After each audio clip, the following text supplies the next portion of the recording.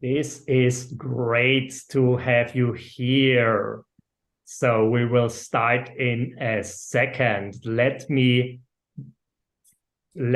pinpoint the most important person for the next couple of minutes, Jeffrey Hazlett. Great to have you here, my friend. Good to be here. Thank you very much.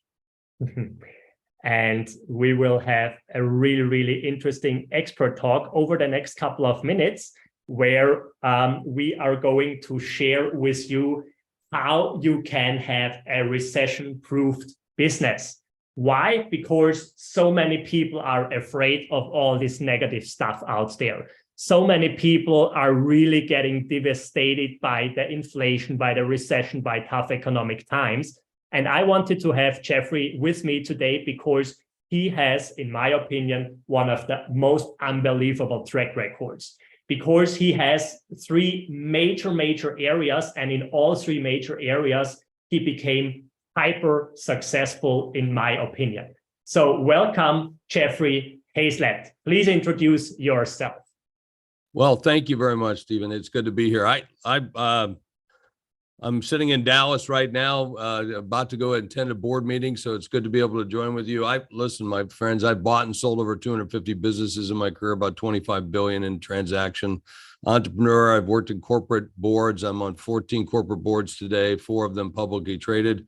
I've been a Fortune 100 officer, but at the same time, I've started startups and still clean the bathroom. So I know exactly what it's like to do the things you have. And I'm also a 5-time Hall of Famer in different Hall of Fames, from speaking to sales and marketing to direct mail. You can just about name it in terms of my activity, and 5 bestsellers under my belt, and television host for Bloomberg. And now I lead C-Suite Network, which has about 350,000 C-Suite executives, about 50 million downloads a month. We have over 450 podcasts, about 75 TV shows. So we help people accelerate their business. And that's taking content, making yourself the expert, whether you're a brand or a person, meaning a company or a person. It's all about selling you and selling you, selling the company, selling you, and taking that content, growing your community, and of course, making money from it. So that's what I do. Thank you so much for joining us today. Thank you so much.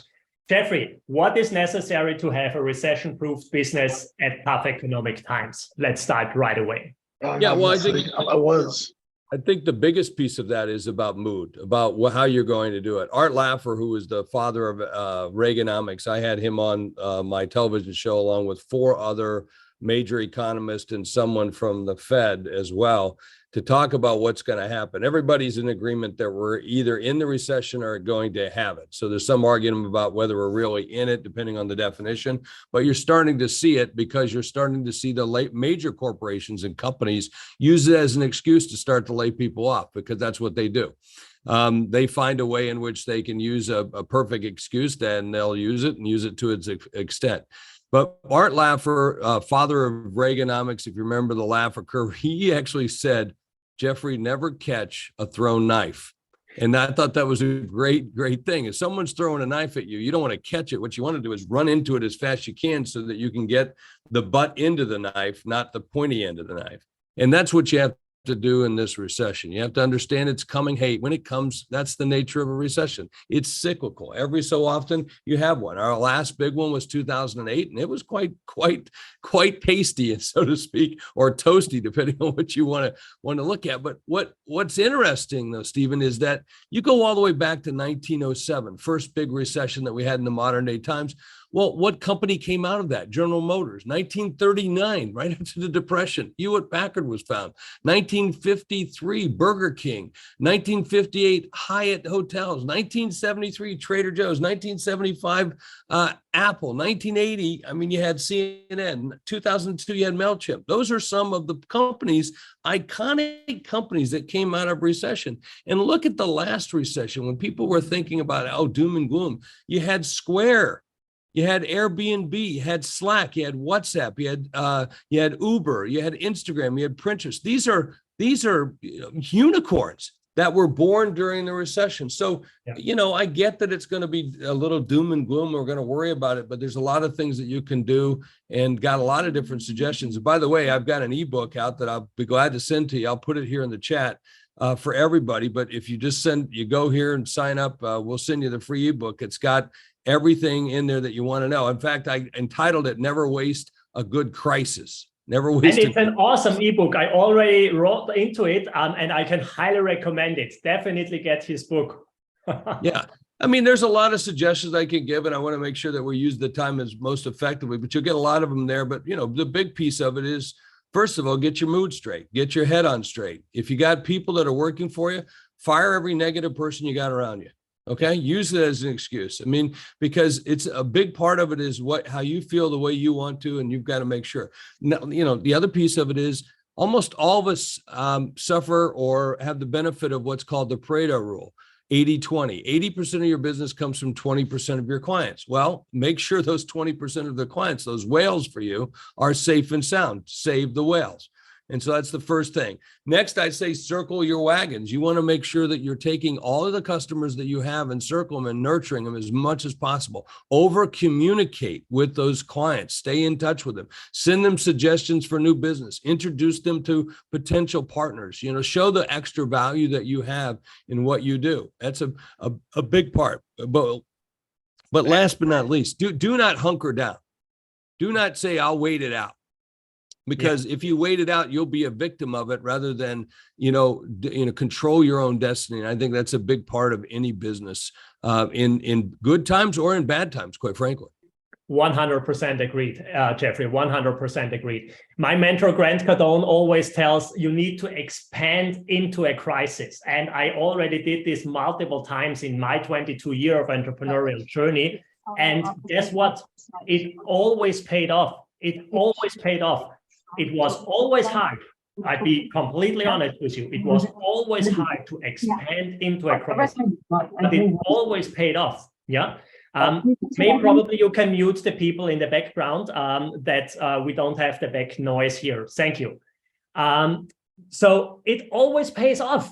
So what I see in a lot of situations when a recession or problems occur, people try to hide and back off from something. So Jeffrey, how important is surrounding yourself with the right people as an entrepreneur when times get tough?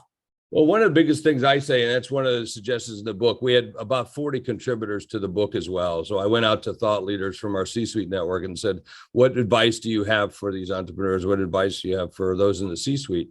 And the biggest one was network, how to get out and start to network. So participating in programs like this, right? So that you can meet other people who are doing similar kinds of things or even different things so that you can have a little education, a little motivation, some inspiration, and certainly a chance at monetization, but you got to get a ticket. In fact, I tell that story in the book. I tell the story in the presentation and on the television episode. I don't know if you guys know, there's this guy named Bubba. Bubba wanted to win the lottery. And he prayed every week that he was a devout Christian and prayed every week to God that please let me win the big lottery because it was getting up to 800 million, 900 million. And Saturday night came and went. He didn't win. So Sunday he went to church, prayed again, said, dear God, please let me win the lottery. So Wednesday came for the Wednesday night lottery. He didn't win. He goes to church again, on Wednesday night, says, what's wrong? I'm a devout Christian. Why don't you give this to me? He said, please, Saturday's going to be over $1 billion. Dear God, let me win the lottery. And so Saturday came and Bubba didn't win. He goes to church on Sunday, gets down on his knees and he prays to God once again. He says, God, why have you forsaken me? And God spoke to him and said, Bubba, you have to buy a ticket. You have to buy a ticket. So, in this case, I know it's a bad joke. Come on, give me a break. It's early in the morning, at least for me. And so, but the key is I loved it. you got to get in. You got to get in the game. And so if you want opportunities, go and make opportunities. You can do that. Come to the C-suite network. Go to another group. Find networks that you can join. And, they're not all going to be perfect, but somewhere in there, there's a pony. There's a pony for you. And so go and find those ponies. And that's what I do all the time. I got free time. I don't want to be spending, watching an episode on Netflix. I'd rather be looking for business, looking for a new partner, looking for a new solution. And if nothing else, I will come out of it inspired or educated by learning and meeting with other people. And so, listen, I've done this all my life. I've been, a Fortune 100 officer. My last company, I ran a budget of 17 billion just for marketing, just for the marketing. I've had my own television shows. I meet the most interesting people in the world. And I love that because something always comes out of it. Last night I went to a cocktail party, ran into a person who I've only met online and hadn't seen him. I met him 3 years ago online when we first started doing it. I started hosting this thing called Scotch Sunday. So every Sunday I get together. People want to get together. It's like sitting around a pub and we all drink scotch or whiskey or wine, water, whatever you like to drink. And this gentleman is an Emmy award-winning music producer, knows about everything. And last night we agreed to make our own new whiskey, which we're going to sell under the C-suite. And we're going to sell it. And it's going to be called the Corner Office Special Edition. And sometimes you just need a drink. And that's what this whole, and we're going to sell this cask of whiskey for about $500. And it's going to be a great little whiskey because, we're going to pick it out. And we'll have, if nothing else, we'll have fun testing the whiskeys to find the bottles that we're going to sell. So there you go. So that's what we're going to do. You should have more drinks, Jeffrey. Yeah, but listen, if I hadn't have gone to that, hadn't have gone, right, I wouldn't have met people. We closed maybe $100,000-$200,000 there last night. I'll know from my CEO later today. But of the people who were at the event, the people that were doing stuff, and this person was doing business with this, there was a former admiral there. I mean, I didn't know he was an admiral. Well, what a great guy. I just thought he was an author of a book. And now I know he's an admiral. What, served our country, got to know him. It just, those to me are inspiring things. Yeah. That's definitely true. You need to get into the game to be able to win the game. That's the only way it works. So what I experience and what I see in so many coaching sessions and mentorings and also in companies, people need to get rid of toxic people and toxic surroundings, especially when times gets tough. So what do I mean with toxic surroundings or the wrong surroundings? I'm an entrepreneur since 22 years and I'm the only entrepreneur in my family. So I cannot go to my family and ask for advice for somebody who was just working in the corporate world, what I should do as an entrepreneur. I need to go to other entrepreneurs. So be really, really aware that you are getting guidance from the right people. And if somebody is 19 and is offering life coaching, probably for 16-year-olds and 19-year-olds, this will work. But you need to think about who you are listening to and who you are engaging with and who is really have done already the track record. That's the reason why I brought Jeffrey out here today, because he did it. He did it in the entrepreneurial world, in the investor world, in the corporate world. So he covered every area you can possibly imagine. So Jeffrey, do you have any suggestions? Absolutely. I get a kick out of that. Yeah, if you're 19 and you're a life coach, you're not a life coach. You're a damn teen coach. That's what you are. You're a teen coach. Let's just be very clear. I love authors. Authors love to go take their book covers and send them out to other authors and speakers and say, "Oh, what do you think? Which one? Pick A, B, C." I said, "What are you asking an author for? Go out and ask your customers. Ask the people that are going to buy your books, because the authors aren't going to buy your book." So, go to where the food is. There's an old comedian named Sam Kinison, and he said, he used to do a joke about starving people, and they were living in the day. He said, "You live in the desert, move to where the food is. No wonder you're dying of hunger." Now I don't want any cards or letters, so don't. It was Sam Kinison that said that, not me. But my point is, you want to go to where the people are that are going to enhance you, do what you do, how you do it, the way you do it, and you don't want advice from your mother. Your mother loves everything you do, everything. And if you go to your family and ask your family, you're going to get the wrong kinds of advice. So go to where the people that are going to be most impacted and get that advice, or those that have been there before. I run a thing called the C-Suite Network Thought Council, where I have thought leaders, some of the biggest thought leaders who are running businesses around their own IP. And we have business, 1/3 of them are, solopreneurs, 1/3 of them have 1 or 2 staff, and 1/3 of them have businesses 3, 5, 10, 20 million or higher. And they're all around the thought process. And one of the things that we do inside that group is that we help each other as a mastermind, as a council, as a peer-to-peer council. And we don't offer advice, because advice is something that's given by people who have never done it before. What we do is we offer counsel. And counsel is by those people who have done it. So we never say, hey, you should do this. You say, hey, I did this. This is how I did it. This is the experiences I have had. Or I know of others who have done this. It might be something for you if it fits the parameter of what you want to do, the way you want to do it. And my biggest piece of advice for all of you is do it the way you want to do it. As an entrepreneur or as a thought leader, whatever you might be doing in business, do it the way you want. It's not always right, but it's the way you want to do it. And I think that's important for you to have that, authenticity, to be able to be you and to lead it the way you want to. I was just in a company that just raised a little over $200 million, been on the board, was helping them get the sales and marketing off the ground. But in the end, our values didn't line up. It was going to be good money. I would make a ton of money. I mean, my last board that I was on was a company called DocuSign. I helped take that company from 18 employees and we took it public for $21 billion. Wow. And I was there from the beginning, right from the beginning. But if your values don't line up with what you want to do and where you want to go, why would you want to do it?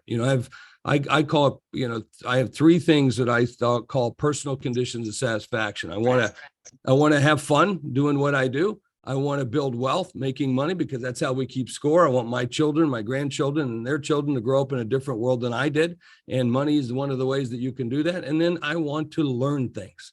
And if I can't have all 3 of those things, I'm just not interested in doing it. It doesn't make it. I mean, people come to me all the time, Jeff, you should have a course. You should do this. No, I don't want to do that. Well, why not? You make a lot of money on it. I said, because it's boring to me. I don't care about doing that. So, you have to do things for the reasons you want to do them. That's awesome. Jeffrey, I couldn't have said it better. And I think that were the perfect last words for our conversation over the last 15 minutes. Hey guys, how did you like this?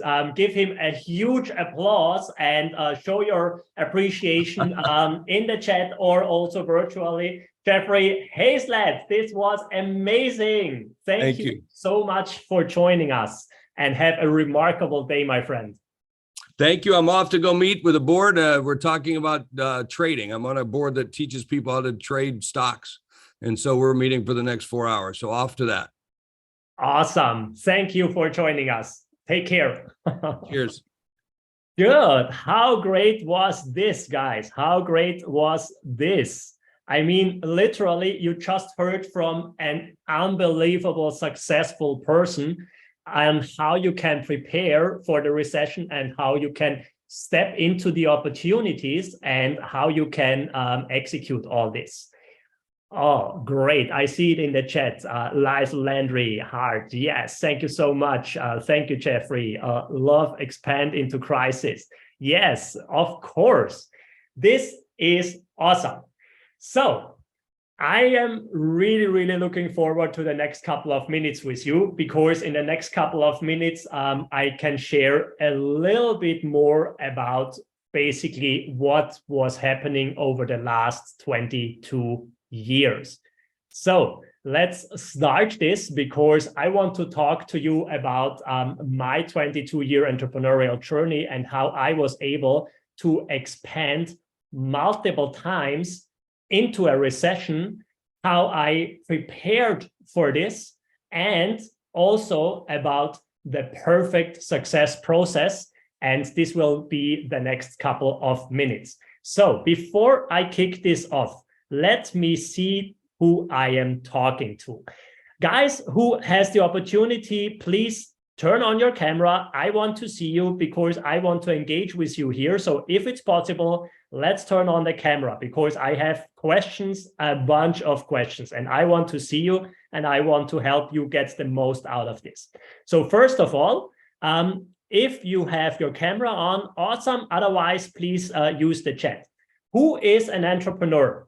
Who is an entrepreneur here? Yes, I see you. Raymond, Alessandro, keep your hands up, keep your hands up. Who is an entrepreneur? Raymond, Walter, Stephen, Wolfgang, Vaida, Tanner, Lizer. Awesome, awesome, awesome. Yeah, good. The others, please post in the chat what's your business, or if you are also an entrepreneur. Just type in the chat entrepreneur if you are one. Yeah. So entrepreneur. I hope I spelled it right in the short time here. Good.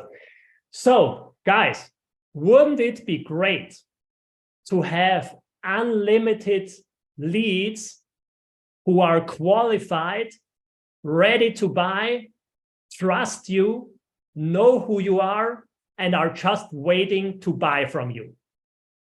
Who wants to have this? Raise your hands. Unlimited leads, qualified, ready to buy, engaging with you. They know you, they trust you, and your lead flow never ever stops.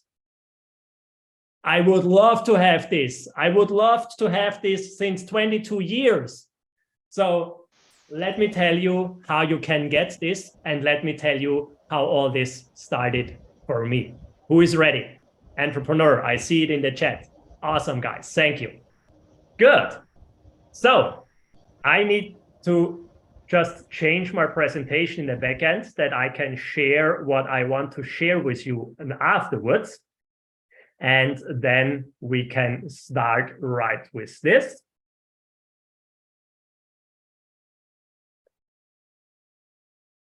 So here we go. Yeah.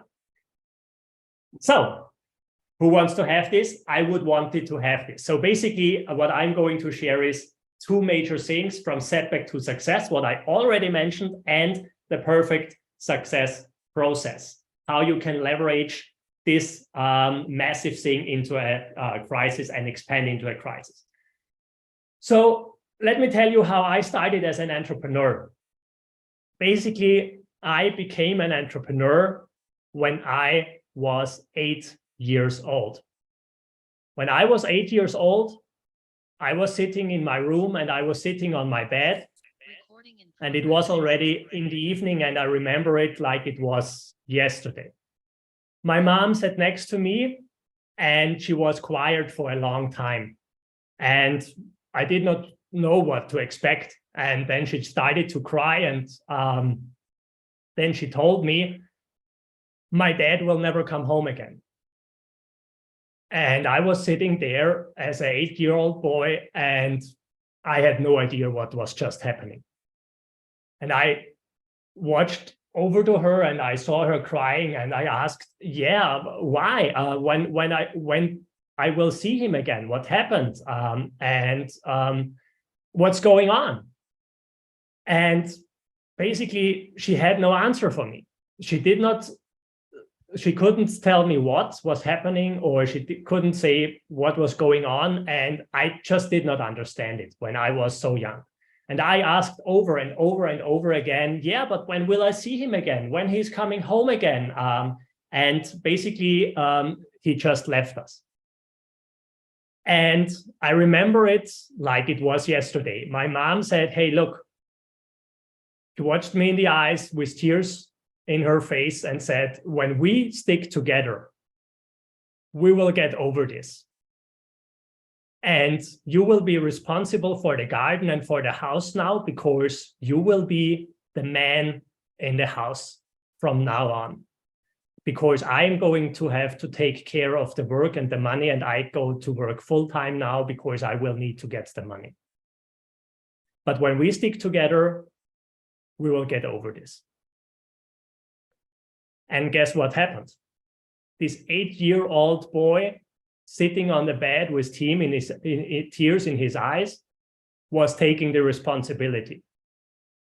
And in right this moment, I stopped being a kid.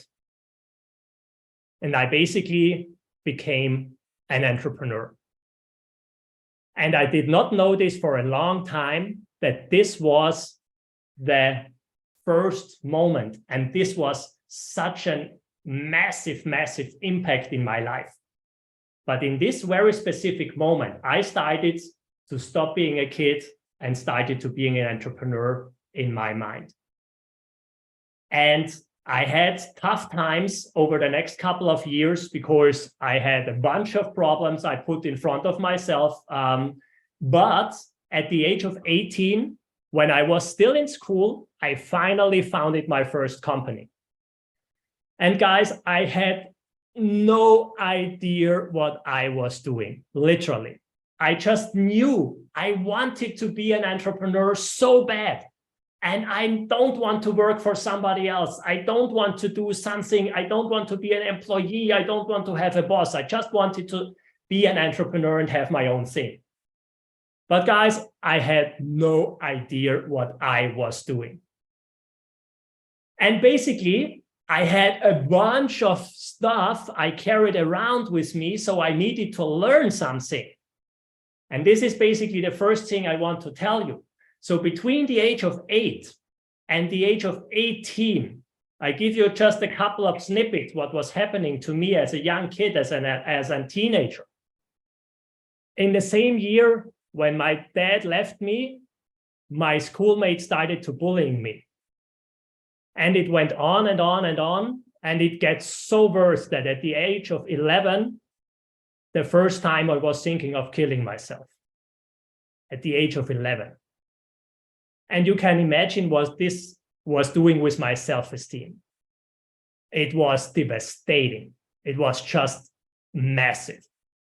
At the age of 13, I was failing in school so bad, and especially in English, which is one of the craziest things I can tell you, because my teacher was telling me at 13, when you need to use English, you will never, ever make it in your life. And now I'm running 4 companies on 2 continents, and we are speaking English. So don't give a shit about what stupid other people are telling and thinking about you. 2 years later, I got into another school, and this bullying stopped because these assholes finally were out of my life. But I got myself into a massive, massive other trouble. Because at 17, I was just doing partying like a stupid, crazy, crazy kid. And I got myself into massive problems with alcohol. And then at the age of 18, I finally founded my first company. And now think about what I just told you. Think about what I just told you on how I started to be an entrepreneur and what was necessary to be a couple of years later this person on stage.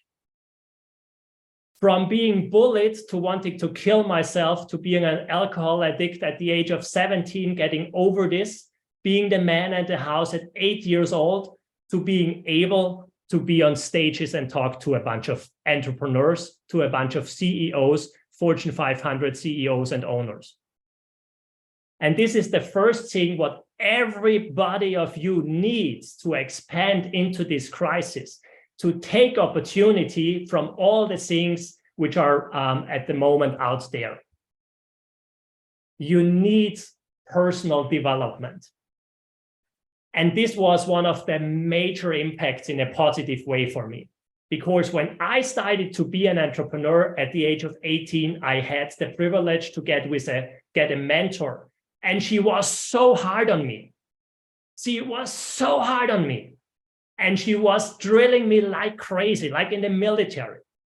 But at the first time in my life, I was seeing that other things could be possible and that I am not a victim about the 18 years I had behind me, but I can change my thinking process. I can do something on my own. I can change who I am. I can change who I want to be. I can learn other skills, but I needed to do personal development. And this became one of my biggest passions, what you can imagine. And then this next couple of years started. So with this past, it was not a one-day job to have personal development and to have a high self-esteem. You can believe me, definitely. But what happened next was basically this one. So I started as an entrepreneur and I had no idea what I was doing. No idea, okay? So what happened was I just tried and error and try and error and try and error over and over and over and over again. And I failed basically forward. And I failed more than I could think about.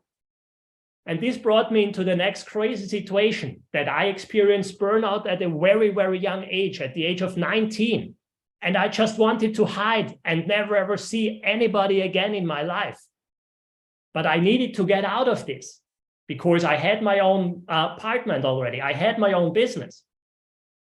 And I did it. I get out of it. I get onto my feet again.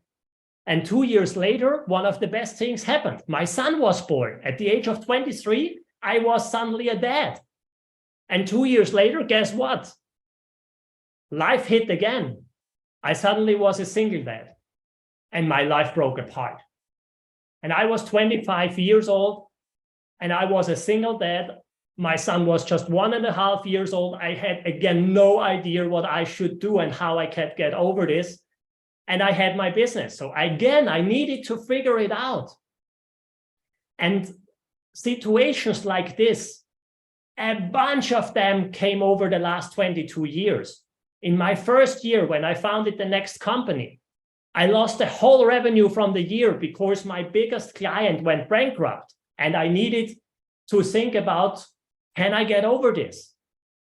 A couple of years later, the financial crisis, 2008, 9, 10 hit. Again, massive setbacks, but I needed to get over it. Next thing, I had no idea on how to hire a team, how to get people. So guess what happened? I failed so bad in building a team around me that a lot of people just take advantage of me and screwed me. And wow, I mean, okay. And then the most and biggest crash ever happened 3 years ago when this COVID craziness was launched all around the place. So who had some setbacks in his entrepreneurial life? Let me see your hands. Who had some setbacks? I see you, Lizer. I see you, Walter. I see you, Sherry. Who else? Yes, or use the chat. Use the chat. I want to see who also had setbacks in his life. Marcy, yes, of course, I'm with you. I feel with you. You can believe me. Yeah. So guess what? I needed to discover another skill. I needed to be hard on myself. I needed to never, ever give up. And so I made a contract with myself at some point where I said, hey, Stephen, you will be successful as an entrepreneur, no matter what life is throwing against you, and no matter on how often you are get punched in the face. But I will never, ever give up. If this way is not working, I will find another way which is working. And this is step number 2, what you need to discover in yourself. And this is what we help a lot of people discover in themselves with our coaching programs. But it was not enough. Guess what? I needed to learn a bunch more, because the next thing what I experienced as an entrepreneur was this: overwhelmed, confusion, and so much crazy things at once. And when I started as an entrepreneur so early, I already told you I had no idea what I was doing. And it is normal that you have no idea when you start out. And it is normal that you are confused. But I put on a lot of additional confusion on top of it for myself, believe me. So no other people were responsible for my own confusion. Basically, what I thought is, I thought I need to jump into a new venture. I think to jump a new company. I think I needed to build a new product. I think to build a new service. And so most of the time over the first 10 years of my entrepreneurial journey, I was all over the place. I was all over the place. I was doing a product here. I was doing a service here. I was doing a customer here, a customer there. I was serving these corporations. I was serving these entrepreneurs. I was serving this industry and that industry. And a couple of things happened to me. First of all, it was such a massive, massive energy consuming strategy. And I was tired the whole time. And it was so hard. didn't even know how I did it in sometimes because I was tired all around the clock. No matter if I was sleeping 3 hours or 13 hours, I was tired. The next step is I lost the focus and the energy because probably you heard it already. Your energy will go there where your focus is, or your energy goes there where your attention is. But when your attention is on 10 different things at a time, at the end of the day, all the 10 things are not working like you want to have them. And so this was one of my biggest mistakes I did in my early days as an entrepreneur, because I built something to a 6-figure income. Then I started a second segment in my company, and I focused on the second segment, and I thought the first segment will always will be able to grow it too. But what happened? The second segment started to grow, and I lost the first segment. And so then I had the second segment, but the first segment was gone. And I destroyed my success from years. Okay. So crazy things. Okay. Crazy things what I was doing with myself. So I needed to get focus. And I needed to get rid of all the things which are not helping me and which are not serving me. And I needed to get rid of all the people who are not helping me and the people who are not serving me. Okay, so I needed to focus. I needed to get this clarity. I needed to know where can I go to and what is the task. Jeffrey Hazlett mentioned it in the first conversation we had. He talked about this 80-20 rule, if you can remember. So the 80-20 rule, what is it? You will make 80% of your revenue with just 20% of your effort or 20% of your customers. So please focus on the right 20% and don't try to get 100% in all areas right, because I tried it, I failed, it's not working. Okay, so this is step number 3, what I needed to discover. Focus. So let me wrap this up. Personal development literally saved my ass. The second thing is I needed to learn and never, ever give up.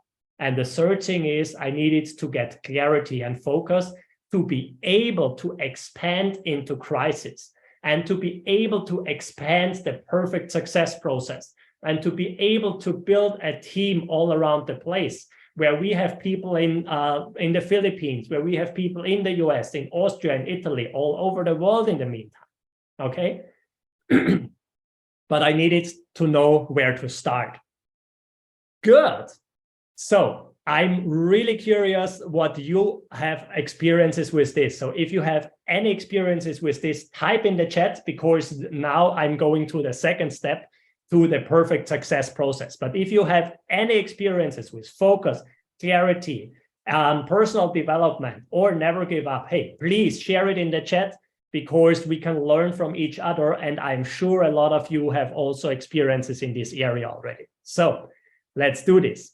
And I'm going to prepare the second step here to show you the perfect business and success process in a second. So go to the next thing here. As I told you, yeah, let's see in the chat. Me. Good. Perfect.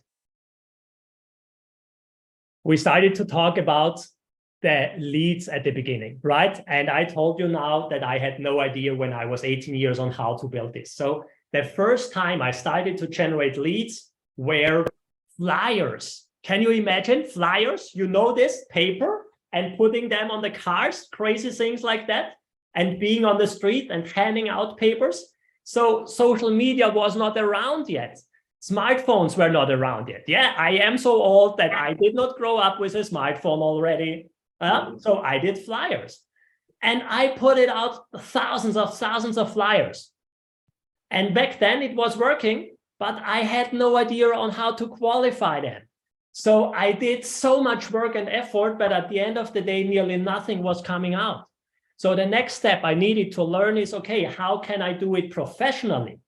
And one of the things I did in the last 22 years was I was a keynote speaker. And I was ranked among the top 100 for 5 years in a row at some point at a very young age. But I needed to do thousands of presentations. And when I was as a keynote doing marketing, I was generating a bunch of leads. But again, it was also super time consuming and it was super expensive. To give you an example, 5 years ago, I spent it at least 30 to 50K every single year for marketing efforts, setting up own events, being on other trade shows, being on business conferences, talking from stage and all these things. And we were generating leads, but we were generating about 500 leads a year, and I needed to invest 50K a year to generate these 500 leads. And then 3 years ago, the world changed because COVID was launched. And the government announced that we are not allowed to do our business anymore. And I cannot be on stages anymore. And we cannot do our services anymore in corporations. And we cannot do one-on-one meetings anymore. And we cannot do marketing anymore. And basically, the whole marketing broke apart because we were focused 100% on offline marketing. So we needed to figure it out again, but now in the online world. And now with all the technical tools we have available in the meantime. And in the first year, we were able to generate over 3,000 contacts and leads in 1 year with zero marketing budget.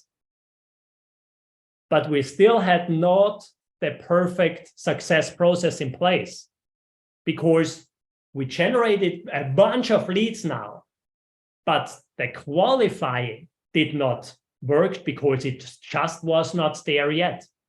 And guess what happened? Again, my team and me, we did massive actions, but very, very small impact. So we needed to figure it out. And just 2 years later, to give you real numbers here, last year, we generated over 8,000 leads with zero marketing budget. We did 8 online events and we distillated 531 highly qualified, trusted, ready to buy, highly engaged leads who were begging us to sell something to them. And this is because we were applying the perfect success process. So who wants to see how this looks like? Raise your hands or type in the chat. Who wants to see it? Good. 4 people, 5 people. Yes. Okay, I'm talking to you 5 guys now. Oh, now more. Teresa, Marcy, Alessandra, Lisa, Angeline, Sherry. Awesome. I see you. Princess Maria. Awesome. Belinda, Sophia. Great. I will show you. I will show you. Then let me share my screen one more time here. Ready? Let's go. The perfect success process, what every business owner needs to expand into a crisis and to take opportunities, is like the following. Step number 1, lead generation. And I will go into details in every single step in the next minutes. Lead generation. Step number 2, lead nurturing. Step number 3, lead qualifying, which is literally the most important thing what you can imagine when you start with lead generation. Next step is closing the deal, because at some point you need to sell, at some point you need to collect the money, and then the follow-up and follow through, which is literally the holy grail when it comes to the perfect success process. Who knows what is the percentage on deals you can close in the first sales meeting? Type in the chat. Who knows what is the percentage of deals you can close in the first sales meeting? Type in the chat. Let's see if somebody knows the number. Is it 20%, 80%, 1%, 5%? What's the right number? You do the first sales meeting with a potential customer. What's the percentage of people you can close in the first meeting? 5%, 1%. Yeah, who else? 1%. Yes. Good. Okay. You are really, really near. That's good. 5%. It's actually, let me type it in here. You were right. It's 2%. 2% of all your sales you can close in the first sales meeting, which means 98% of your whole revenue is in your follow-up and follow-through. And now comes the crazy thing. 80% of entrepreneurs are not doing follow-up and follow-through. I mean, weird situation, huh? Good. Let's go on. And to execute all these things, what you see here, you need to have a marketing system and a CRM system to organize all this, because you cannot organize dozens or hundreds or even thousands of contacts and leads in the online world with pen and paper anymore. It's just not working anymore. You cannot keep track of it. And you need to have some platform. For example, you can use LinkedIn. You can also use Facebook. You can use Twitter. You can use Insta. You can use TikTok. But you need to have at least one major platform on how you can leverage all this. I mean, a lot of people I see here in their meeting, I connect with you on LinkedIn, right? Okay, so that's our biggest platform. So LinkedIn is our most important communication platform, what we are using. Okay, good. So what is yours? Let's go into the details about this here. Yeah. So let me check this here. Let's go. Yes.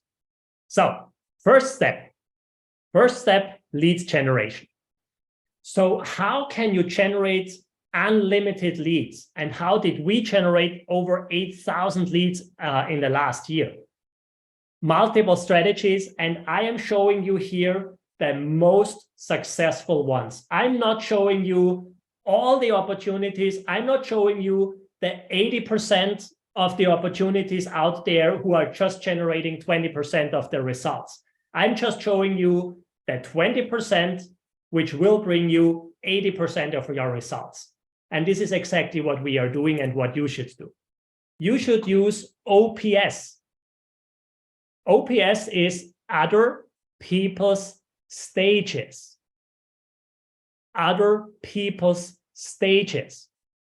Okay? So what is an other people's stage? The event, what we are having today, the CHC Summit 2023, this is our stage. So other people can use this and talk on this stage.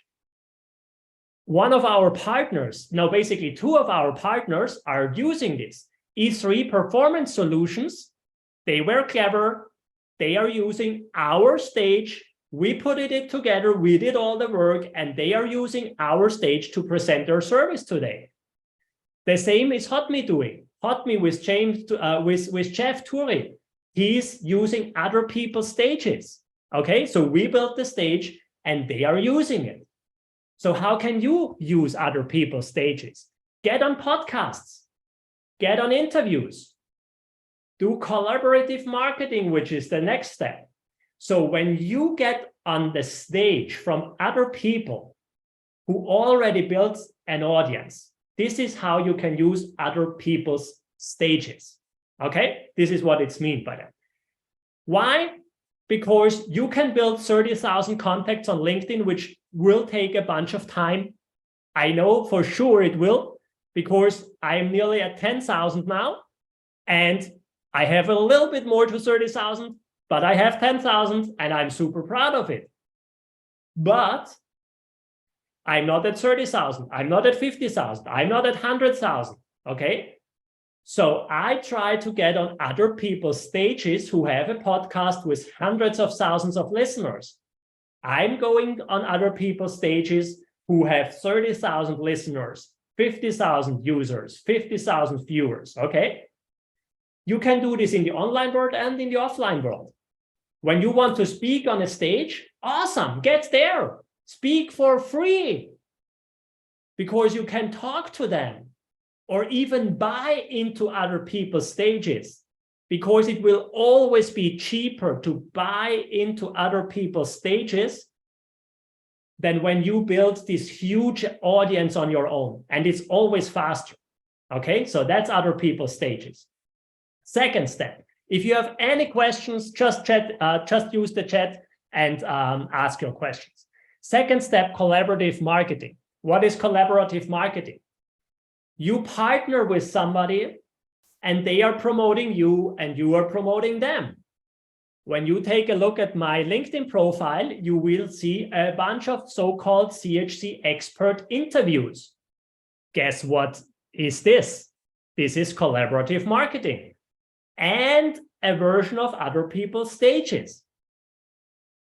So you promote them, they promote you, and together you have a much bigger experience. You can use social media marketing. Yes, of course, that's nice. Content marketing, but I don't like it so much because it is passive. Because you put something out and then you need to wait if somebody is responding.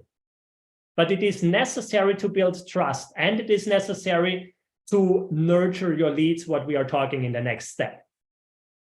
And one of the most successful active things is outreach sequences.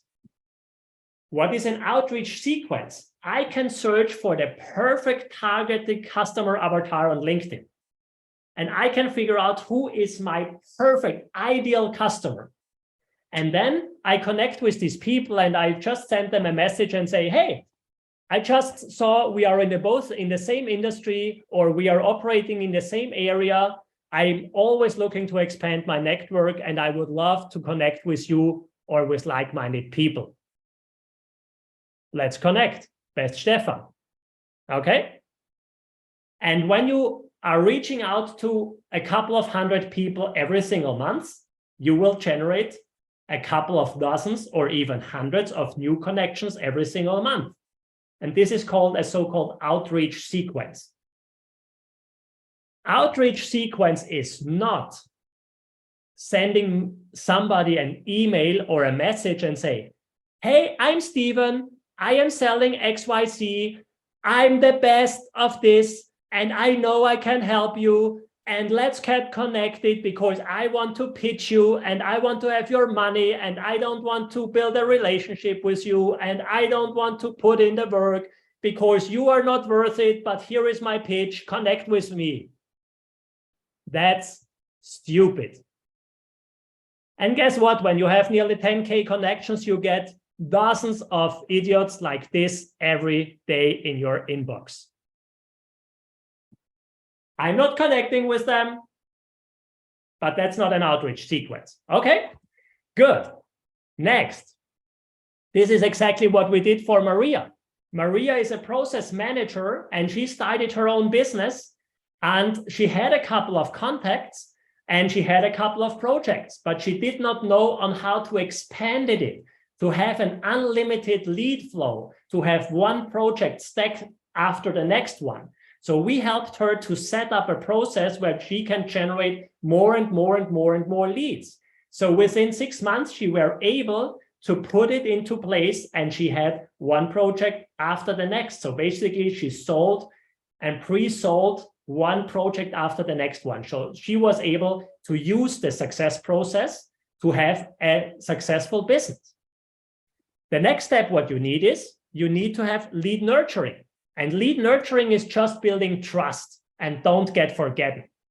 So lead nurturing is you can use emails, newsletters. You can use social media content creation, what I mentioned already before.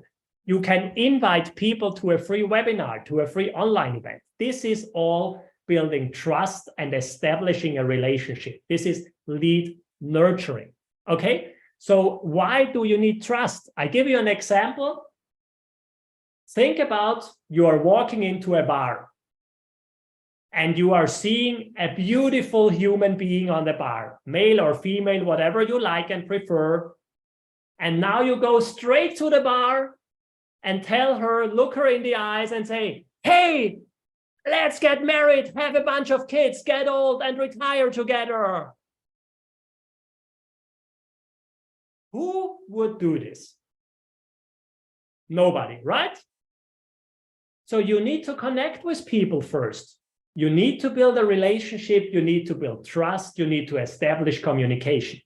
And that's the reason why lead nurturing is so important. Good. Next step, what you need.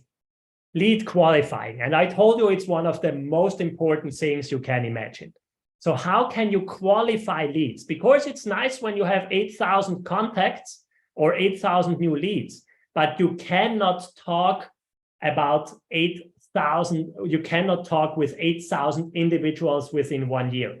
So you need to know who is really interested and who is really on the spot and really needs your help and your product and your service, right? Right? Yes or no? Raise your hands, right? You want to have the right leads. Yes, thank you. Good. So how can you qualify them? You can set up a landing page, send them there, offer some kind of freebies. So what is a freebie? A PDF or a free video or a free webinar is the next thing. Or you can offer a book for free. These are so-called freebies where people can opt in and you see if they are engaging with this content. Another step is webinars or events. So due to this remote world and these online things, you can set up as many free events as you like, okay? And you can also use questionnaires, okay? So basically, send them on a landing page, offer them a freebie. When you have the contact information, send them a questionnaire, qualify them, and then set up a personal meeting or get into the first sales meeting, which is basically the next step. Good? Awesome. This is basically what we did with Jeff. So Jeff had a massive, massive business already, but we were working on optimizing it and streamlining it and helping him have this process in place that he has this qualification, that he don't have to do so many meetings, but the meetings have more quality and the messaging and the conversion is better. And the next step is you need to do the closing. And how you can do the closing, you have different opportunities, but you need to be persistent. You can set up sales meetings. When you have, for example, a SaaS solution, so a software as a service, or when you have some other tech platforms like our CHT Academy, you can use free demo calls. So you can show your potential buyer your product for free, walk him through the process, and afterwards, it's much easier to sell it to them. You can do free coaching calls. When you are a personal trainer, you can do a free training. When you are a nutrition coach, you can do a free consultation at the beginning, okay? But you definitely need to have a so-called irresistible offer because your offer needs to be so interesting that they basically cannot say no to you, okay? So that they basically cannot say, oh, no, that's not for me. So that is what you need to close your deal, okay? And last but not least, and definitely the most important, remember, 2% you can close in the first conversation, 98% you will close in the follow-up and in the follow-through, okay? So how can you do this? And here I see one of the biggest problems people are doing. Why? First of all, I told you 80% of people are not doing follow-up and follow-through. Crazy, okay? First of all, when you are doing follow-up and follow-through, no matter how, you are already in the winning section. Congratulations. Now is the question how you are doing it and how often are you doing it? Are you using just emails? No, that's not good. You need to use more than that. How often are you following up? 1 time? 2 times? Basically, one of the most asked questions I get from other entrepreneurs in our one-on-one coachings is, how often should I follow up? And the answer is easy. Until the customer bought your product. Until the customer bought your product.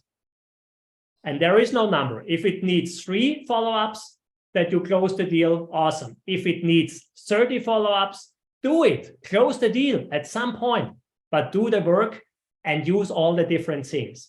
And be creative here, okay? So you need to use all the communication tools, phone, email, text, WhatsApp, direct messages, on social media, follow-up meetings, in person, on the phone, on Zoom, on social media, all these things. And a good follow-up message is, again, building trust, relationship, establishing value. So a good follow-up message is not, hey, did you saw my offer? Do you want to buy it? That's not a good follow-up. Okay, awesome. So you learned about a bunch of things already, and I know you will have a bunch more questions. And before we start into the next session, I want to wrap this up here, and I have a second super interesting surprise and a goodie for you. We did exactly what I just showed you with Marcus. Marcus had a really good business already, but he wanted to expand his business, and then he added a second income flow. And he wanted to have this clarity, and he needed basically accountability with all the things we just mentioned. So he's really able to do this. And this is how we did it. We helped him set up this process, and we helped him figuring this process out for his service and for his product. And this is exactly how we want to help you. And here is my goodie, and here is my gift for you. So everybody who is in here gets a free 30-minute personal coaching session with me. I'm normally charging a bunch of money for this, but I want to reward you that you are taking the time and sharing the day-to-day with us. So you will have in the chat a link in a couple of seconds, and just take your free session, because when we have the first 30-minute session, you get a second 30-minute session with me, and I will show you exactly what I just told you on how you can apply this in your own business, okay? So I will show you exactly on how you can do this. May, please post a link in the chat that the people can use it, so that they see it in the chat, yeah? So I will go exactly through your personal individual business and help you set up this success process with you for free. And this is my gift for you, that you can do this, okay? So just let me give you the link here that we really make sure you have what you need and you can sign up for this, yeah? 1 second, May, probably you can post the link, otherwise I will take care of this. Where is it? Here we go. And it is already on the chat box. Sorry. So I can't see it. Good. So who sees the link? Just type in the chat that we are, make sure you see the link and you can get your freebie. Just type in the chat yes, if you see the link in the chat.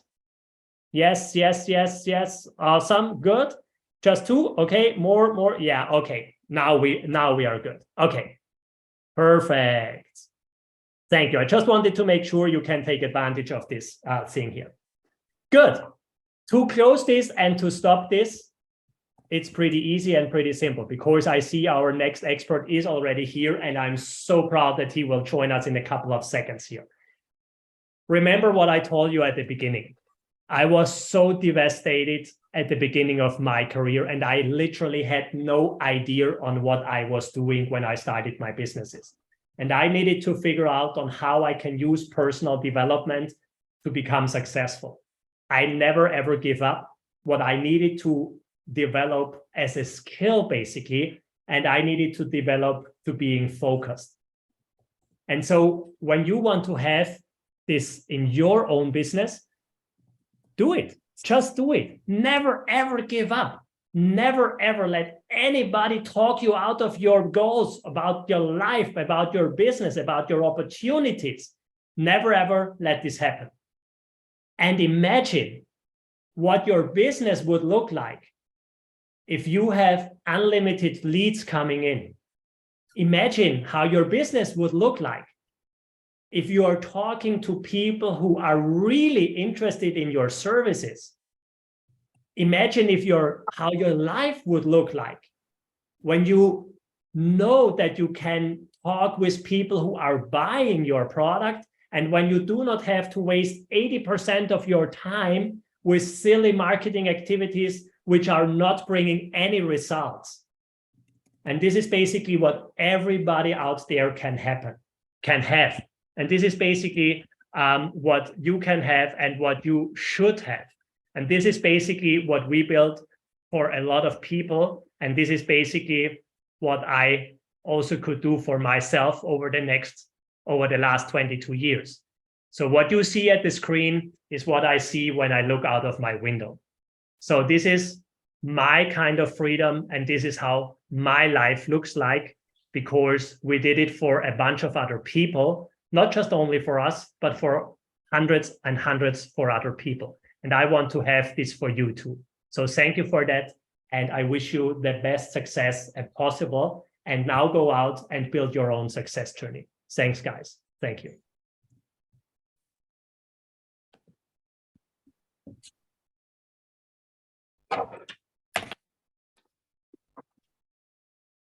Good.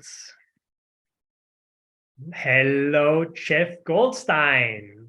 We are starting into the next session, and I really, really want to welcome you and thank you for joining us, that we can talk about successful entrepreneurship over the last couple of minutes.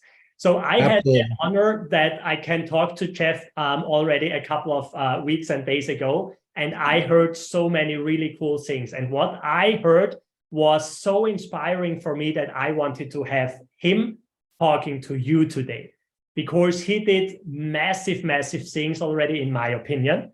He is super international successful, and he's doing multiple successful things at once. And this is why I wanted him for you. So hello and welcome, Jeff Goldstein. Please introduce yourself. Good morning from South Florida, United States. My name's Jeff Goldstein. I'm a real estate agent by trade, and I've got my hands in many businesses. And I got to say right off the bat that my business has tripled in my return on my investment thanks to Stephen and his coaching. One of the most important things for an entrepreneur is to not look in the rearview mirror, and it's always to look forward. And when I had the opportunity to meet Stephen, I knew right away that the return on my investment was going to triple, and it has. And I've been able to secure more leads. That 2% for most people is now 10% for me, based on all the training that I got through Stephen. Imagine going from 2% to 10%, first time communicating with people and bring them into the business. So I think that the most important thing for me as a business owner and the CEO of my practice is that you need coaching. I know that Tiger Woods, the best golfer in the world, has coaching. Some of the best soccer players in the world, or football players, depending on where you come from, have coaching. The best actors in the world have coaching. Why not be a business owner and get coaching? Learn from the best. And Stephen's team, from Stephen down to the first person that contacted me, has been spectacular. I can tell you that being a real estate agent, you learn so much from dealing with the public, but I wouldn't be able to do what I do without the coaching that Stephen has provided me. It's been incredible. And I got to tell you something, if you're not with Stephen, make sure that you send an email to him and connect with him on that half-hour free coaching session that he's provided for us is incredible. I'm grateful and thankful for you, Stephen. Thank you so much for what you do. But I could tell you a little couple of tidbits is that you have to be true to yourself. Reality is when you're talking to a client or somebody that you don't know, you have to be very professional. You have to have your background basically clean. You have to look sharp. You can't be slovenly. You can't be eating food. You can't be talking on the phone. If you're looking away from the computer, Well, the camera, people are going to notice that you're not present. Being present is the most important thing. And who taught me that? Stephen. Stephen, if you look at Stephen, every time he's on camera, his eyes never leave the camera. He's dead center. He's perfect. His background is solid. His voice, you can hear crisp. I do Zoom 8 to 10 hours every single day. And I got to say that I review some of the things where I tape some of my conversations, and I'm appalled at how I had looked. So I'm cleaning up my space. You want to be centered. You want to have crisp vocals. You want to be able to hear what people say. I notice people have headsets on. That's great because you want to have distractions to a minimum. Being present is the most important thing for a Zoom. And when you're in front of somebody, listen, body language is probably one of the second most important things for me, because I can talk to people and I could look at directly, just looking at their body language, know if they're interested or not. I'm too old to waste time. And I got to say that you have a goal. You have to have that roadmap to get to that goal. And my roadmap was like a paper roadmap. Right? Now, here's the good news, guys.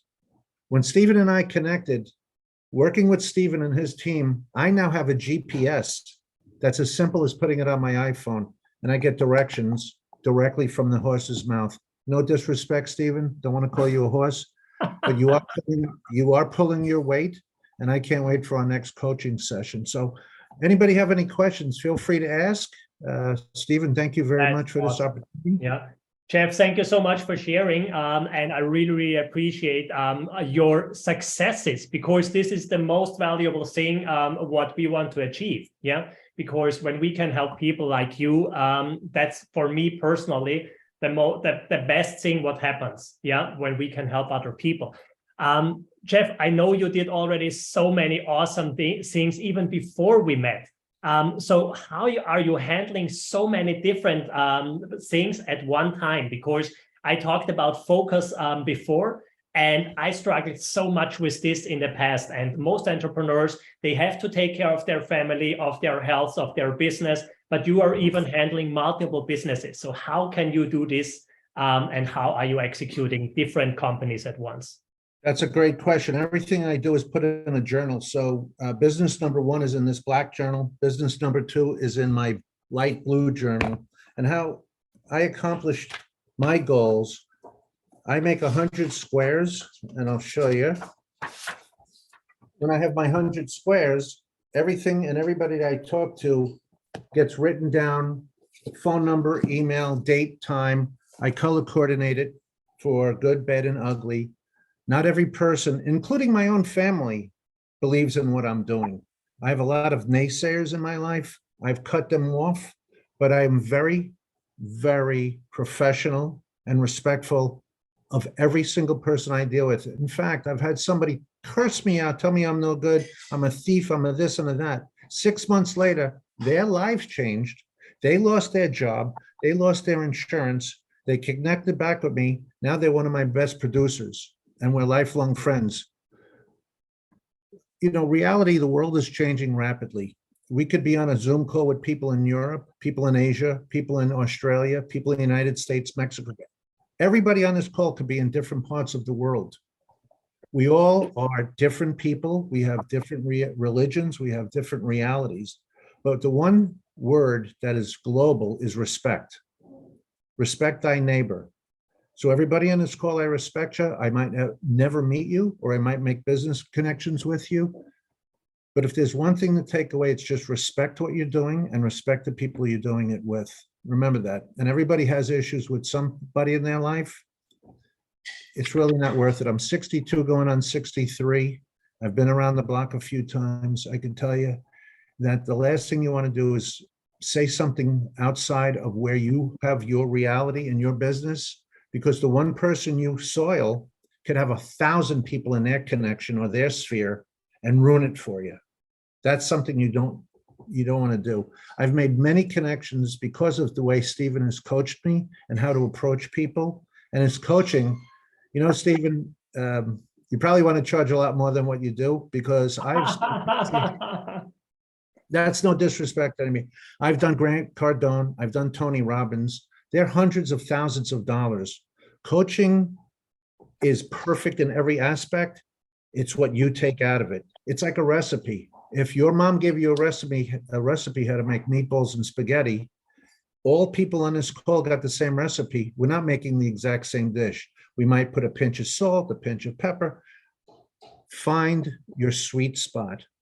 Coaching is more important than anything because you don't want to be stagnant. You don't want to go backwards. And if you're going up the hill, you have to have the right tools to get up the hill. You don't want to keep sliding backwards. So, Stephen, I thank you. I pray for you. I'm grateful for you and your team. Thank you again for letting me speak to your people. Thank you so much, Jeff. I really, really appreciate it. And guys, guess what? Also, the coach has a coach, because I am not where I will be in 5 years. I'm not there where I will be in 10 years, because I told you how important personal development became for me. And honestly, I cannot be a coach for others when I do not work with a coach for myself. And this is also something what I can highly recommend you. If you are training other people, you should have a trainer. If you are coaching other people, you should have a coach.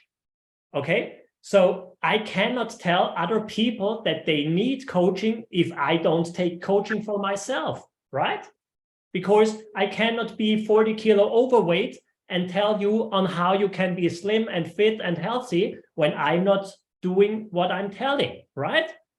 So you need to be a good example, no matter in what industry you are. So back to your situation, Jeff, and what you already did. I mean, how do you prepare, or how do you make sure that your business does not crumble under recession, inflation, and all these negative things at the moment? How do you prepare yourself?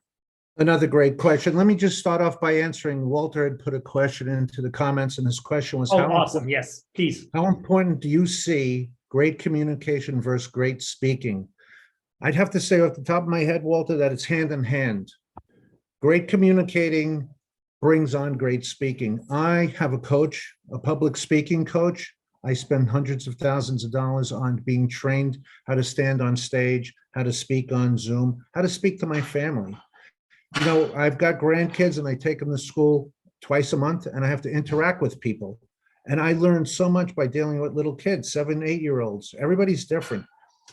If you're not confident, keep your mouth shut. You've got 2 ears for a reason. Listen twice as much as you speak.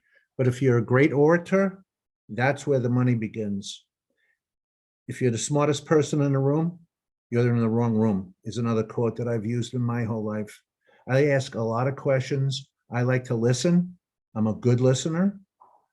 My speaking is always evolving. I get butterflies every time I'm on stage, and I don't like my voice when I hear it, and especially when I hear it on a recording. But my coaches told me that I can't change my voice, but I could change the tone and my inflections and my cadence and the speed that I talk. I could deepen my voice if I wanted to and talk slower. You have to speak to your audience. If you're speaking to young people, they're revved up, they're going, they're all over the map. People my age, slow it down a little bit. And again, body language.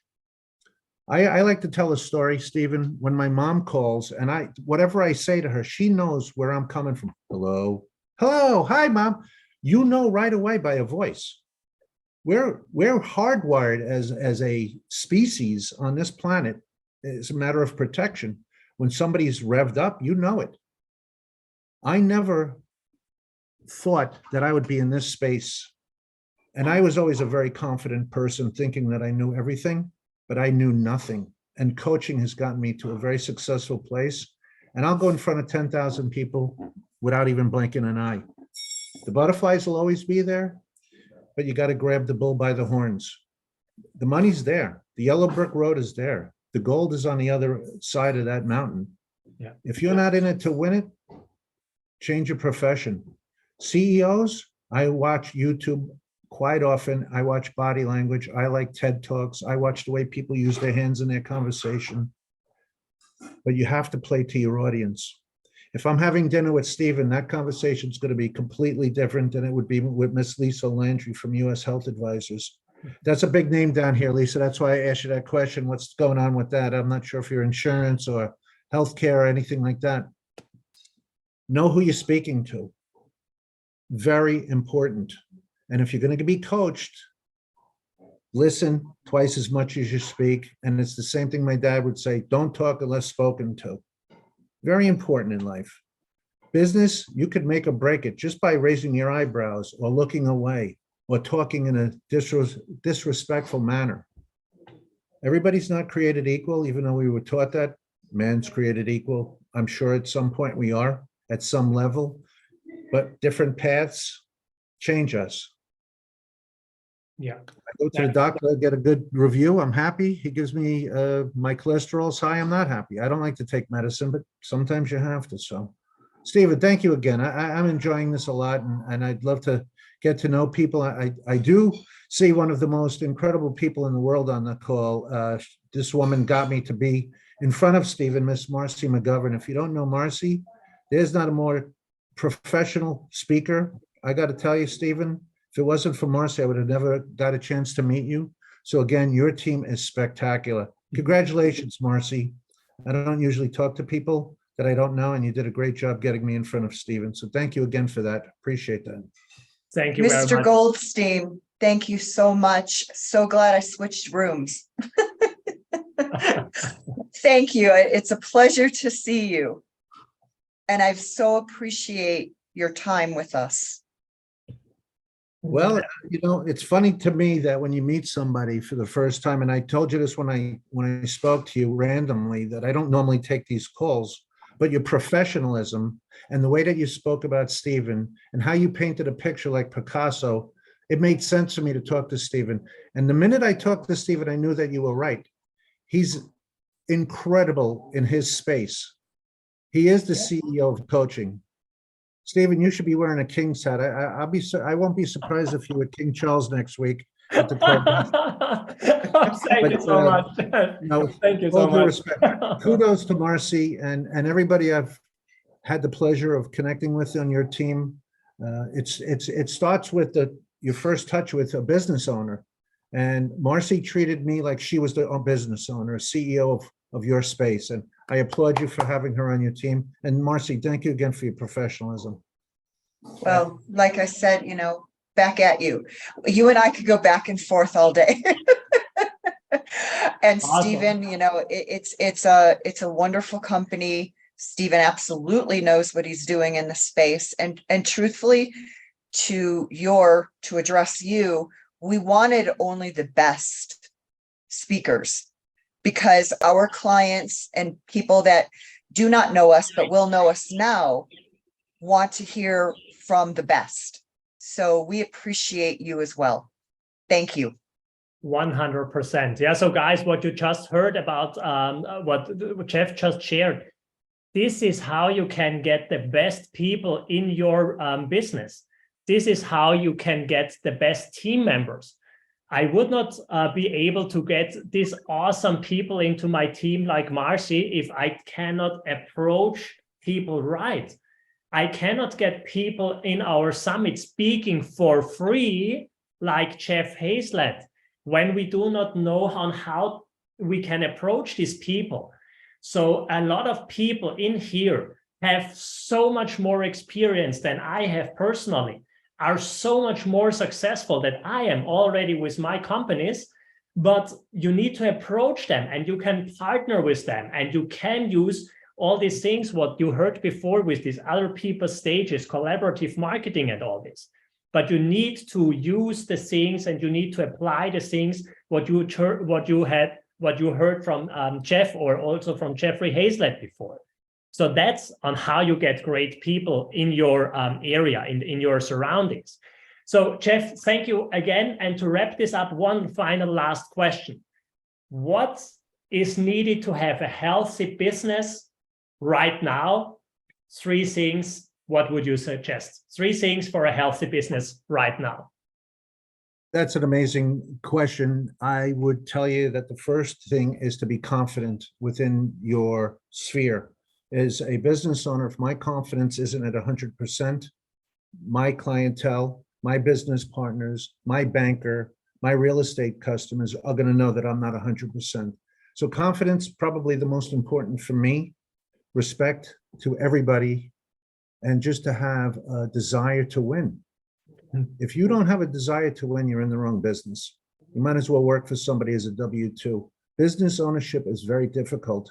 And I'll put a fourth thing in there, and it's very important for you to listen to this. You have to surround your people, like Stephen has with Marcy McGovern, with the people that are going to see your vision, because you're only as strong as your weakest link.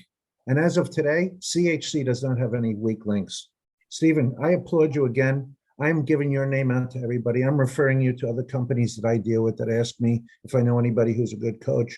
First person I speak to is Stephen, and that's a get-go. So the four things, again, confidence, respect. You have to be a go-getter and go after it.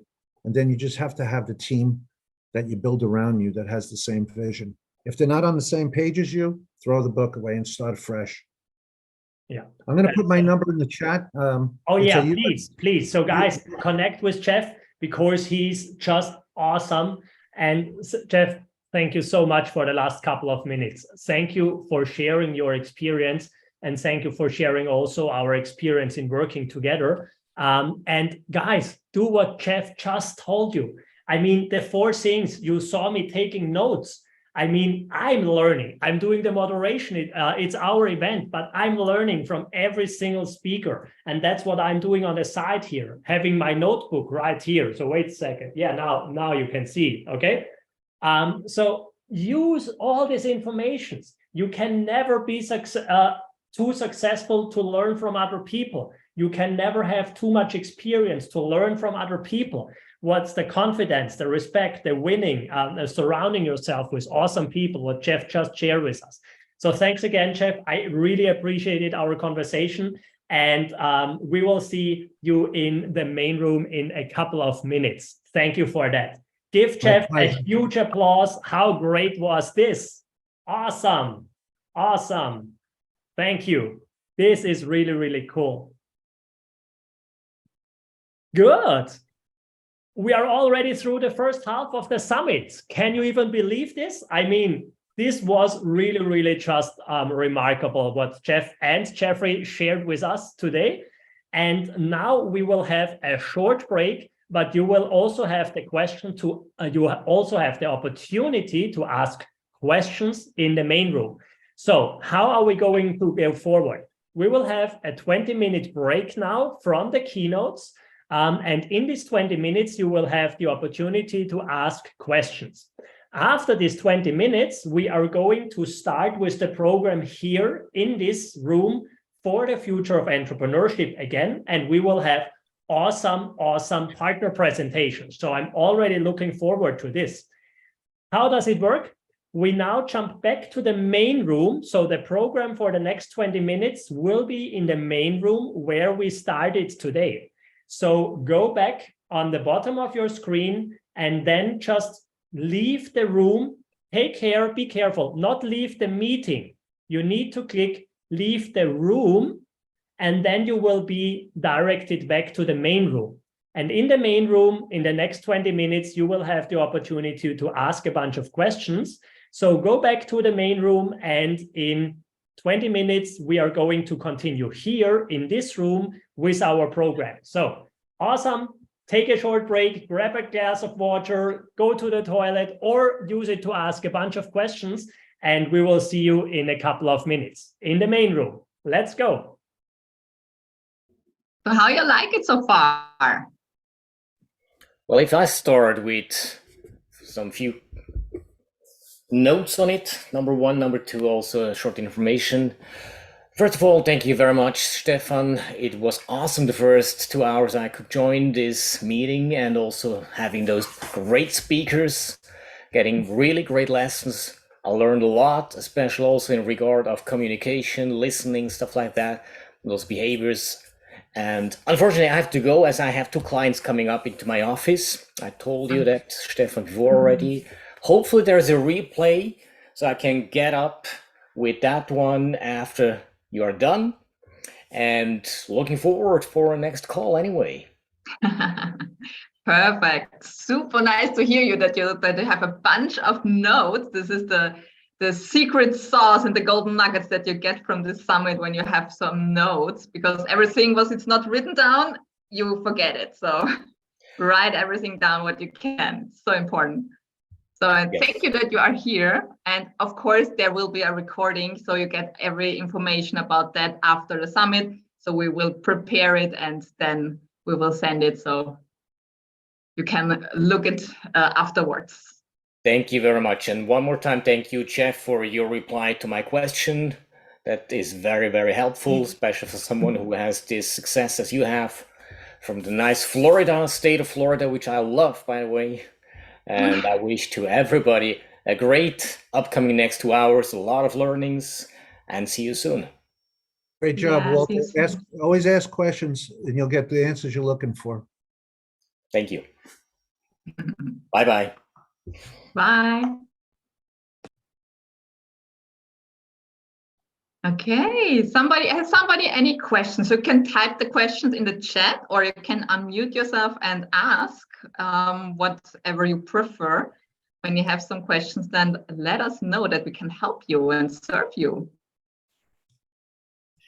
So, hello and welcome back, everybody, to the breakout room. Hello, Raymond. It's so good to have you here today, and it's so good. Katrina, how you doing? Finally. Good to be here. So, Raymond, are you ready for your presentation? I am. Perfect. So we will now start with the partner presentations. First of all, the company E3 Performance Solutions, where Raymond Cardinal is the representative. And the E3 Performance Solutions makes trainings simple, fast, and effective. And they offer a customized training tailored to their clients' business needs. But Raymond, please, I may hand over to you and you tell us more about your company. Thank you. It's a pleasure to be here. My name is Raymond Cardinelli. I'm the CEO and president of E3 Performance Solutions, and we're excited to be in this breakout. It's funny because our tagline is a partnership based on success. And as you heard all morning with Stefan's whole thing is about partnership and relationships and leveraging off other people leverage into you. So the synergy has been really fun to watch. Our team consists of myself, when I come from the sales side, sales processes, leadership, sales management, and my partner's on the learning and development side. He has built universities for Fortune 500 companies. He's a master trainer, instructional designer. He's had field management experience and HR experience. So we have a good team that comes together. And it's really funny because I've been in the behavioral business for a long time. And I study it, I read books, I follow people who are good leaders. But when God blessed my wife and I with a set of twins that were a minute apart and do not take information the same way, it really showed me why our tool is so effective. Because if you think about a manager having to get a team of people to go one direction and they never hear the same thing. So you have to understand people, have a relationship with people so that you can get them to move where you want them. Because I have a boy and a girl. If I say something, inevitably one of them doesn't understand what I'm saying. So I got to continue to change how I say things. When we hire people, the one thing we do is throw a lot at them, right? Here's our culture, here's our processes. If it's a product, here's our features and benefits, here's how it works. And we just inundate them with so much stuff. And behaviorally, people leak, right? So all that doesn't stick in there. So how do we close the gaps and keep people running at full capacity so they stay productive consistently for a long time? And that's what we've done for 20 plus years. Matter of fact, Hathaway came out with a report years ago, and they keep updating it, that about 87% of everything you get in either a workshop or a keynote or any event, you lose in a month. 87%. And now they're saying it's like 10 days if you don't use it right away. But we know behaviorally, got to put good stuff in, but they're going to lose it if we don't continue to reinforce it and give it to them where they can execute it. And that's what we've done for about the past 20 plus years. These are the needs and challenges we help organizations with. And there are a variety depending on who they are. A lot of people say we need a better customer experience, corporate consistency. So if there's multiple locations, we're doing the same thing throughout. How do we continually equip field leaders so they can be successful and they're coaching their teams? Obviously, you're always maximizing efficiencies and training dollars, and then keeping retention so we don't lose people. All for execution, right? We're about execution. Our program is really designed for a field manager to teach and reinforce skills in the format of a meeting. Now, why is that important to give them tools? Well, if you study the manager like we have, most managers get their jobs because they know the company, know the industry, know the products and services, maybe even can read a P&L, but they're not developers of people by the nature of who they are. That's a different skill set. So they get this team and they have this agenda to drive them forward, and we're not giving them tools to do that on a consistent basis. We're not showing them how to do that. That's where we come in. We've developed a program, and the reason why we say partnership based on success, because we offer it on a subscription basis. So if you're going to renew the subscription, you have to be successful. So we take a lot of ownership in helping you become successful. So the way our program works is you pick the skills you want for a period of time, say 12 or 24 months, and we put them in order. We tailor them to make sure they fit your culture.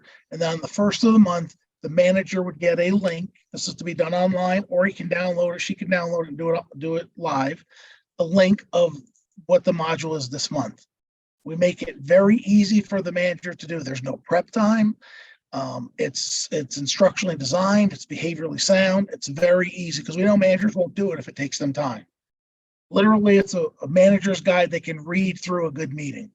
Where that comes in play, if there's multiple offices and multiple managers, you're assured that everybody's running the same meeting the same way, same month. So it adds consistency. Everything we do is collaborative. The salespeople or the team has to be involved, so they're going to have to talk about it, which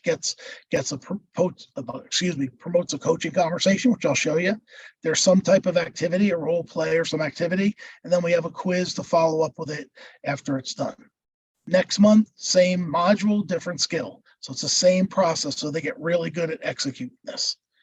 We've made this so easy to execute over the years because we understand that field managers will not do it if it's hard to do, if they have to take time away from their busy schedule. And they're busy. They're dealing with, head count, they're dealing with competition, they're dealing with price changes. So they will not train their people consistently if you make it hard. So let me show you how easy it really is. The first of the month, a link goes to the manager. Literally, that's their guide. We start with stating the objective of the module. So you literally can open up one right now and run a good meeting. Literally, there's no prep time. Then it goes through some facilitation stuff and then how to run the meeting. Each participant gets what we call an ideas to remember sheet, which are 6 or 7 bullet points of the skill. And you'd ask somebody to read it out loud and tell you what that means to them. The great thing about this is you start sharing best practices. When they read it out loud and say, here's how I'm using it, here's what I'm doing, the other people in the meeting add to that. But the other thing it does, if I'm fumbling with how to execute the skill, the manager has an opportunity to coach me. But that's another thing that's hard for them to find is, hey, Raymond's putting the effort in, but he's not hitting. Where is he missing? Well, you're looking at me not being able to convert the skill. So I might do some ride-alongs or some phone calls or some one-on-ones. So 1, it promotes best practices. 2, it gives you a coaching opportunity. This is meant to be 20, 25 minutes a month. That's it. You're in, you're out of the skill, and you're using it. 2 weeks later, through the manager, there's a quiz. It's not a graded quiz. It's just a true false to bring the skill through. And then where have you been using the program? What are the successes you have, which we put together and give back to the program manager. That's it. So next month, same module, different skill. Same module, different skill. So they get really good at doing this. It's really easy to do. The manager can start saying stuff like, hey, next month we're doing one on negotiation, bring a story about negotiation. So the conversation even gets deeper and deeper. So it's a tactical collaborative skill once a month, easy to do and easy to track. Here's how we set you up. We're a try before you buy philosophy. So if there's a customer that was interested, we would pick a manager or 2 and let them run a meeting for no cost to see if it works, make sure they feel good about it. And then once they decided that's what they wanted to do, we do what we call a development meeting, and we get their selections. We pick their 12-month or the 24-month program. We pick the skills. We have hundreds of modules already made. They would pick the skills they want to fit their culture. We would build them, and then they would approve them. Once again, like the manager, we know corporate people have a lot on their mind, so we do all the heavy lifting. They have final approval for everything. Once it's approved and ready to go, we do a train the trainer or kickoff meeting with the managers, make sure they're ready, prepared, and ready to go. And then they go. That's not it. We follow you for the year. We have ongoing coaching. We call Coffee with the Coaches, where every 2 months or quarterly or however what your frequency is, we jump on the phone with the managers using the program for an hour on a Zoom and walk through what they're doing, how they're doing it, where the successes are, if anything's in their way, what's in their way, what programs are working better so we can adjust as the year goes. So we literally hold their hand in a coaching module for the whole year. And then we start talking about renewal for the next year based on what's working. And it's funny because you think you pick 12 modules and next year we're going to pick another 12. They never do that. They always pick 4 or 5 new ones and use 6, 7, or 8 of the ones that are just core that you can use every year. So it gets really fun to see what's working and what's really helping them drive success. Raymond, I'm afraid to interrupt you. I just wanted to remind you, you will need to move to the other room in a minute. So you will for what? Yes, for the partner presentation at the room 1. No, I got my partner doing that. Of course, it's Jeff. Yeah, of course, it's Jeff there. Okay, of course, you're right. Yes. However, we will have Jeff Car here for the help me presentation in a minute. So maybe you have the opportunity to sum it up a little bit now. Okay, I'm done in about 2 minutes. Is that good? Great. Thank you. Okay. All right. So a couple sample customers, just so you see, we have, like, for example, we have insurance companies that use it for the retail side, the brick and mortar selling policies, but also in their call center doing the customer service and customer engagement stuff on the back end. Major companies like ADT Security Service and Southwire, who are Fortune 100 companies, nonprofits like Evergreen, business to consumer like Benjamin Franklin Plumbing and Heat and Air, and then local people like People's Bank. It doesn't matter if there's one manager with a team or multiple managers, we can help with either one. Transferring performance through training solutions that drive behavioral change one meeting at a time is really what we do. Here's an example of a testimony with a client that had over 50 offices in 17 states, and they had a problem with consistency and keeping programs going because managers would stop and start stuff. In the last 2 years, they've increased sales by 15% and decreased turnover by 10%, which we thought was great. We get a lot of decrease in turnover because you're putting into people every month and it's collaborative and they have to pay attention. I'm done. Thank you very much for your time. We'd love to have a conversation with you. Look us up at e3performancesolutions.com, or you can email me at Raymond@e3performancesolutions.com, or my partner Jeff at e3performancesolutions.com. So thank you, Raymond. Thank you so much for being here today. I think you have a very, very interesting and very innovative approach, and I really like to learn more about your company. So thank you for being here, and we keep in touch. Thank you very much. Thank you. Great. So in the next minutes, Jeffrey Car will join us to present HotMe, his company. But before that, I have some very good news for you, because we know that today a lot of entrepreneurs are present, and we have a special gift for you. So to thank you for your participation, we offer you a free personal coaching call, which usually costs a couple of €100. But since you are so kind to participate today, you can make your appointment for free, and I will put the link into the chat. So please simply make an appointment whenever it suits you and whenever you find the time is right for that. The personal coaching call will be with corporate health consulting, particularly with Stefan Poschig, the CEO of the company. And I also have a second special gift for you today. So as you already probably heard before, Stephen wrote a book, the entrepreneurial booklet, Lead Generation and Sales Mastery for Entrepreneurs. So if you have not done this before, and if you would like to receive a book for free, then please write into the chat book right now so that we can put you on the list. So whoever has not had the opportunity yet to make this comment, Please, you can do it. Katharina, if we've already done it in the main room, are we good? I'm sorry? We've already done it in the main room, are we Yes, okay? of course, if you've already done that, it's fine. It's just because sometimes people are joining later on or popping in, popping out. So therefore, I just wanted to, to remind you of that. Awesome. So great. So I presume that everybody who wants to have the book already mentioned it in the main room, since I didn't receive any further messages. And I am now looking. Jeffrey, are you already with us? Yes, I'm on the call. I'm Yes. with you. Right, perfect. So Jeffrey, it's so good to have you here today. I already mentioned before, Jeffrey is the founder and CEO of HotMe, a social media app. The app is currently launched in the US together with the successful Project 10K Tech Incubator. And we're so proud to have you here today on board, Jeffrey. Please tell us more about you and your company. Thank you so much for providing me with the opportunity. So I'll just start sharing my screen. So does it work? Can I get a thumbs up? Do you see the screen? Perfect, amazing. So hello, everybody. My name is Jeffrey Tuliraka, and I'm the CEO and founder of HotMe. HotMe is a brand new social media app, which has the goal to establish a completely new field of entertainment, competitive entertainment. So at HotMe, we believe that the majority of social media users can be split in two major target groups. On the one hand, we have the so-called competitors. Those are people who are using social media actively to present themselves to huge audiences. Very often, they aspire to become famous, an influencer, or produce content which will go viral. On the other hand, we have the so-called jury members. Those users do not use social media to present themselves to huge audiences, but rather because social media is a great pastime activity.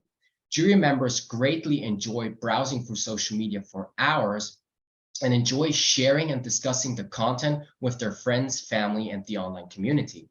So exactly these two user groups provide the perfect setup for a completely new and innovative entertainment concept. Because on the one hand, we have the competitors that want to take the stage and entertain huge crowds. And on the other hand, we have the people standing in a crowd that very often also want to voice their opinion, making them jury members and share the experience with their friends and the online community. And this is exactly where HotMe has its roots. So we conducted a lot of market research, and we quickly realized that there's a major gap in the social entertainment market.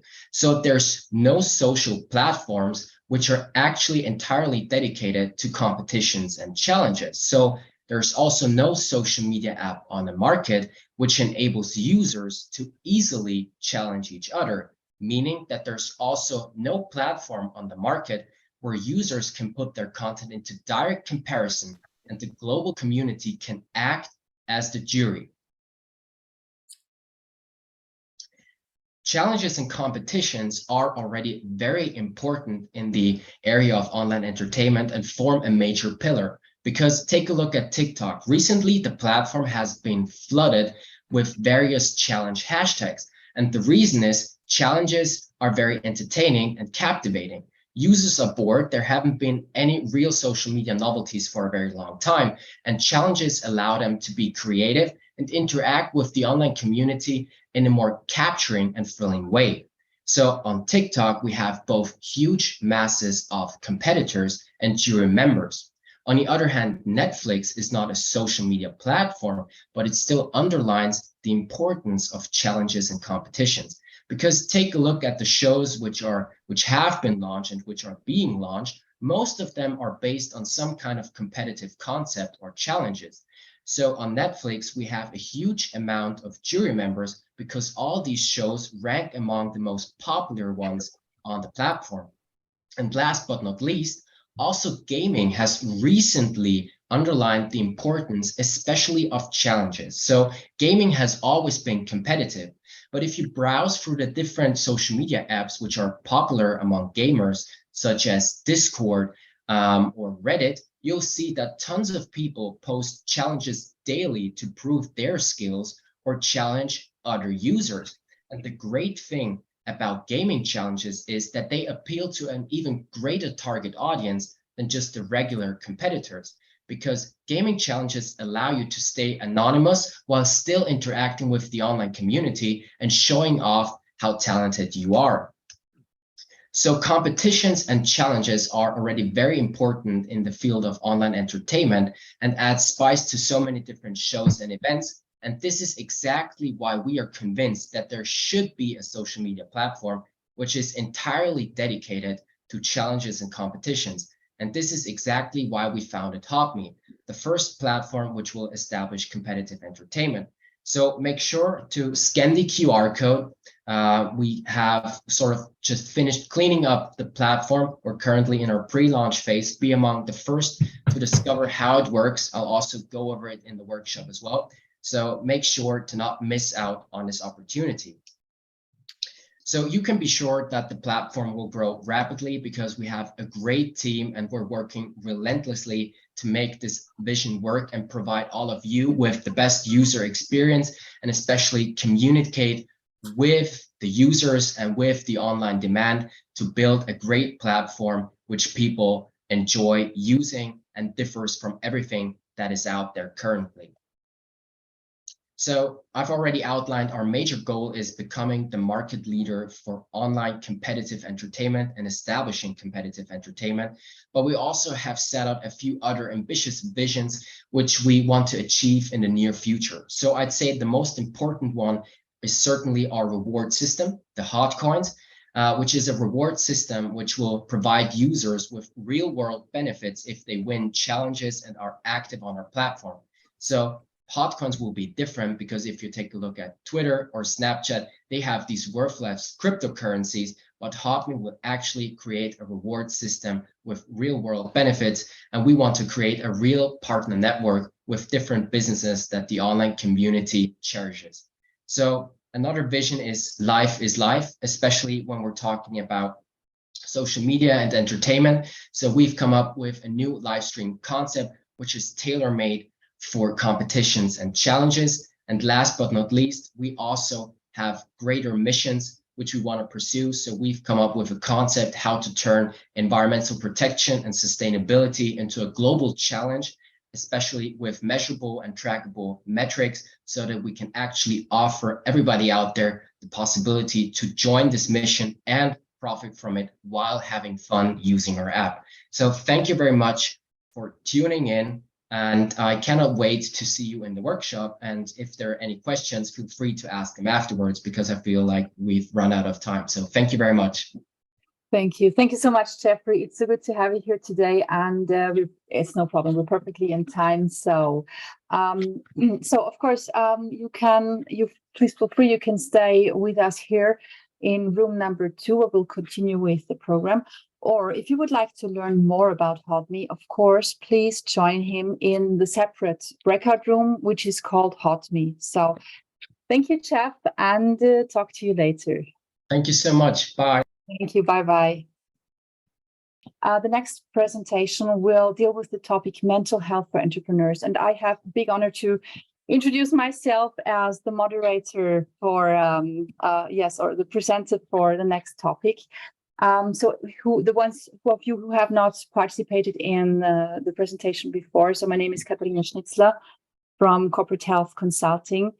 And I am a management and business consultant with a working experience of more than 15 years in several business areas, particularly focusing on organizational development. And I'm also a coach and management trainer and supporting my clients with their day-to-day. So I will quickly share my screen with you to show you the presentation. Hello, are we back now? Somehow Zoom kicked me out. Can you see my screen again? Yes. My screen, yes. No, the screen.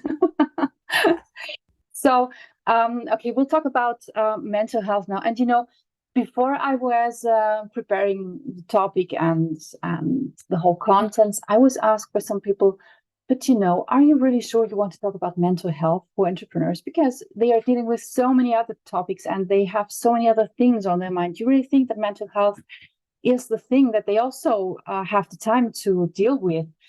And to be honest, I say yes. Yes, it is really very important. It is a very important topic, particularly because entrepreneurs have so many things going on. They have so many issues on their mind.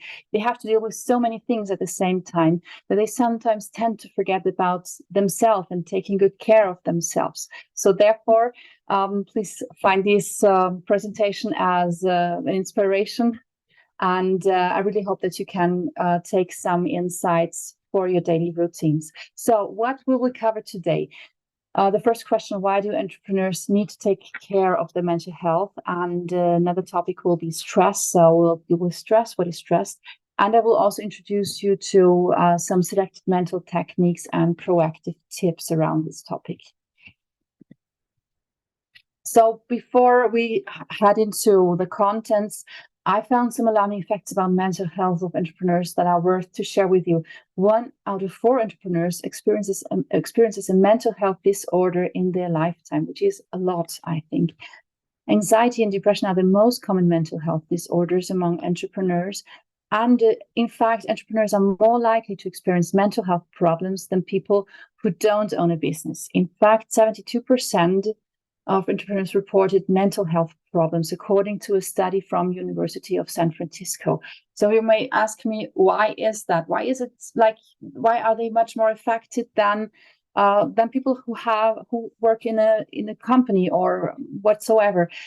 The thing is, of course, you are somehow dealing with so many topics at the same time. You have really, it's a different responsibility, right? If you run your own company, if you start it, if you grow it, if you want to go into a certain direction, you have to consider so many things. And then there is a topic, the stress, which we already mentioned before. You really need to make sure to have an appropriate stress management in your daily routines. So talking about stress, is it good, is it bad? I would like to show you a graphic with stimulation on the one side, performance on the other side. And we see a curve here, which is more or less similar like the normal distribution. And we can identify 3 areas here, okay? We have the one on the left-hand side, it's understimulation, and the one on the right-hand side, it's overstimulation. On the left-hand side, understimulation, I mean, we might sometimes experience this situation when we are, maybe if we're on holidays or if we're a little bit off, we might say, it's so nice, no stress and no, we can come down and so on. However, if the stimulation is too low, we get easily bored, we get tired, we get frustrated, and we feel a certain dissatisfaction. On the other hand, if we have an overstimulation, we find ourselves in situations where we recognize, oh my God, this is an irrational problem solution, and I feel exhausted. Maybe sometimes we get ill and we feel a low self-worth. And in the middle is the room for the optimum stimulation, where we find ourselves in a place where we can be creative. We can deal with problems in a normal way, and we recognize progress, and we feel satisfied. So the good thing is our body helps us with this kind of stress and stress reduction thing. So it has, in fact, to do with the sympathetic and the parasympathetic nervous system. I don't know if you already heard about that, but in fact, it's another natural rhythm between tension and relaxation. And the good news is, already during the stress reaction, our body initiates the relaxation response automatically. So problem resolved, right? Well, unfortunately, not necessarily, because our body tells us, look, now you had a stressful phase, come down, but sometimes we don't listen, and that's where the issue starts. So I would like to show you another graphic when it can become an issue, particularly when stress becomes a permanent strain.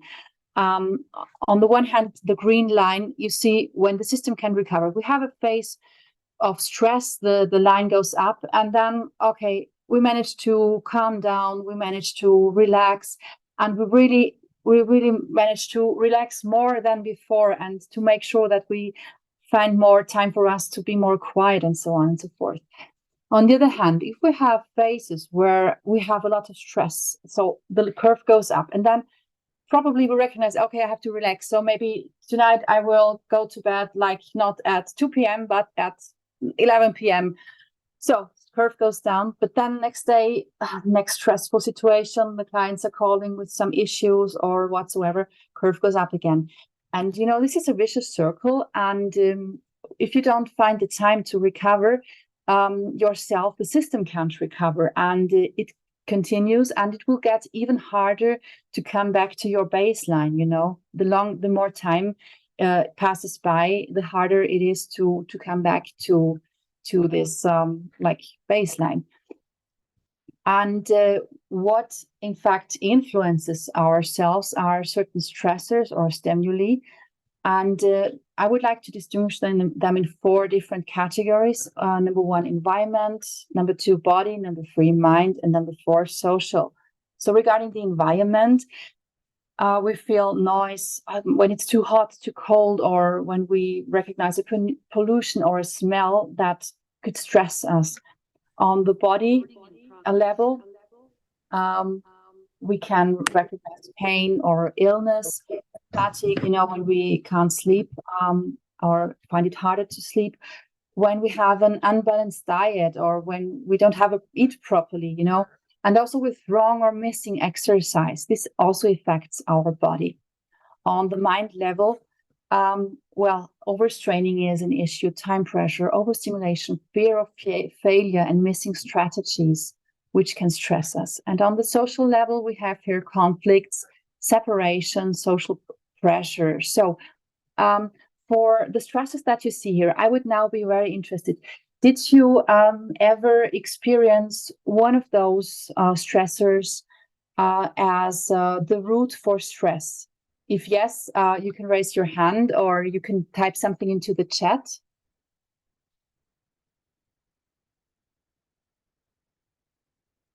Yes, okay. So, Florian, what was it, if I may ask you? So for me, it was definitely the unbalanced, I would not say diet, but the unbalanced thing of work.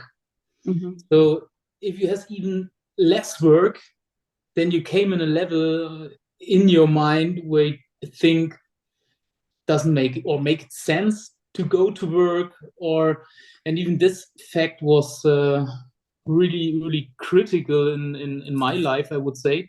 Mm-hmm. And yeah, sometimes it's about how to handle it. Yes. Okay. Mm-hmm. Okay. Thank you. Sherry, you also wrote yes into the chat. So what was your stressor or your stimuli that you recognized? It would be probably time pressures and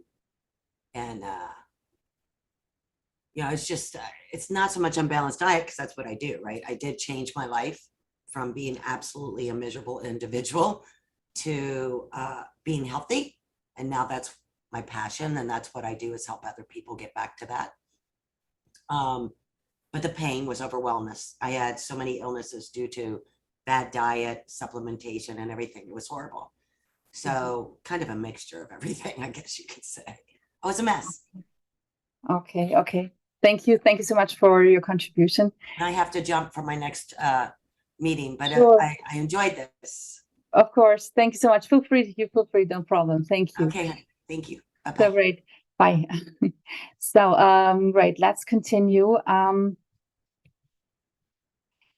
Negative consequences of stress and reaction. In fact, this is also something, when we're experiencing stress, it influences us on different layers. It could be on a physical layer, on the mental layer, or in terms of our behavior. So in terms of physical signs, it could be muscle tension, cardiovascular problems, digestive disorders, a weakened immune system, or sleep disturbances in general. On the mental level, it could be anxiety, nervousness, rumination, like, you know, to over and over think about the things and like you don't find an end, a poor self-worth, helplessness, depression, or burnout. And in terms of behavior, it could be irritation, withdrawal, become hectic, and aggression. And probably this is something, it's like normal, right? It's part of being a human, that we don't always feel at our best, right? the question is always like, first of all, to perceive what's going on with yourself, and then to question yourself, what does this reaction want from me? Because I think the worst thing that could happen when you, particularly if you recognize something like, I don't know, oh my God, suddenly my back hurts, my muscles are completely tense in this area, that you ignore it, because stress can show himself in various ways, and it's always different with different people. And somehow it's always like not necessarily with a negative connotation. It can also be something like a learning point from, okay, where do I have an issue where I can work on myself? So I would like now to show you some visualizations for challenging situations. I have brought along 2 different types. So the one is really for strength, and when you like feel a little bit weak or like mentally not so fit, you could use that one, and it's a tree. You know, the thing is, I love trees, I love nature. For me, nature is the best thing, you know, to go out in the nature and to simply be there. And the tree, it's a symbol, you know, it's a symbol of strength, and it can help us to feel our inner strength again. So I invite you now to come with me on a journey to experience what I mean. You can, if you want to, you can leave your eyes open, you can close your eyes, however you prefer. Imagine now this really beautiful tree. It's really, really super big and super huge. It has very big branches, and it has so beautiful leaves, and the wind, when it blows through the leaves, they are moving, and you hear this very nice sound, and you see the sun comes through. Probably you smell something, maybe it's a cherry tree, you smell the cherries. And then also when you look down at the tree has roots, right?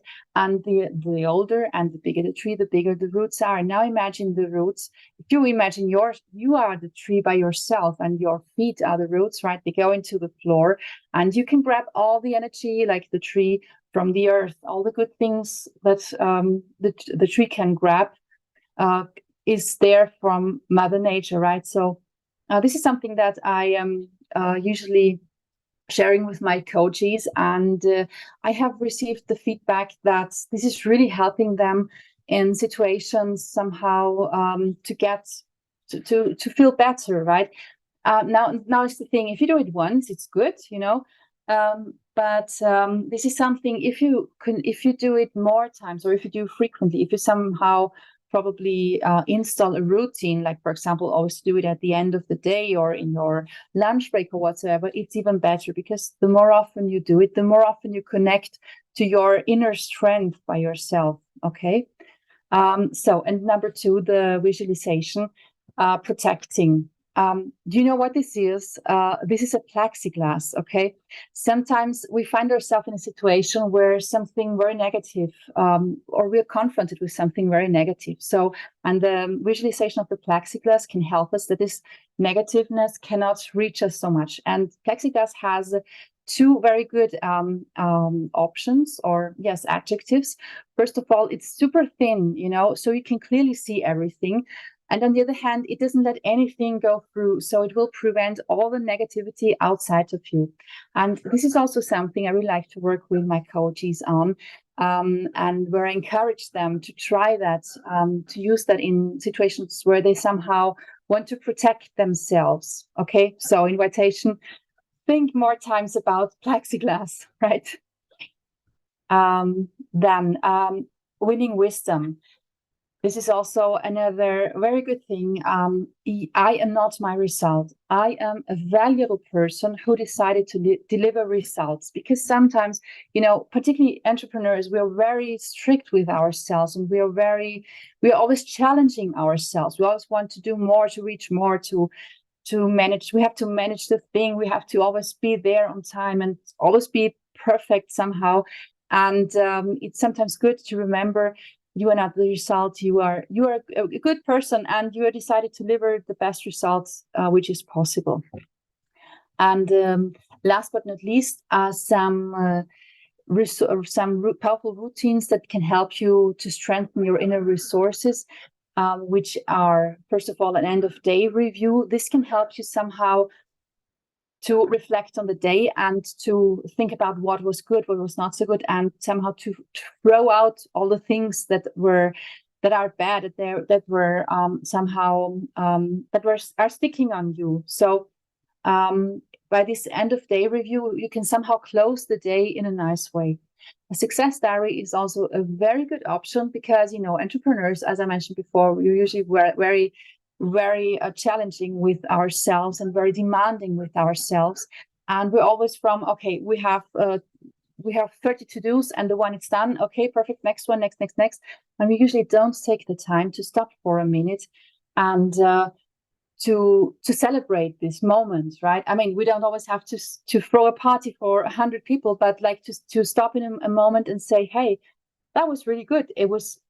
I did that really very well, and I'm proud of myself. And the success diary is like when you're writing down all the successes that you ever had in your life. So if you think about that for a moment, the book will probably like this, right?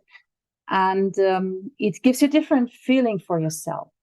Another suggestion is make time for yourself. So, for example, whatever you think is nice and whatever is good for you. So maybe to read or do exercise or spend some time with your family, with friends. Also, try to find conversation partners. It could be a friend, a family member. It could be a coach, whoever. It's always good to talk about the things that are somehow we're dealing with. Another one, take a break, because we're usually always on and always trying to do so many things and bringing further things. So it's sometimes really good to keep in mind. It's also okay to take a break from time to time. Be careful with digital media because usually this does not really give us energy, but it rather takes away the energy. And last but not least, please really take good care of yourself, because the truth is, if you don't do it, nobody else will do it. So what means take good care of yourself? It can be a balanced diet. Make sure to get enough sleep, do some exercise, or maybe it's sometimes even to go out for a 15-minute walk in nature, and keep in mind an appropriate stress management. So last but not least, mental strength, it's a matter of practice, and repetition is the key to success. So for all the things that we're doing and all the resources that we're activating, it's good to do it once, but it's even better to do it continuously, to somehow get a routine and to develop routines on that one.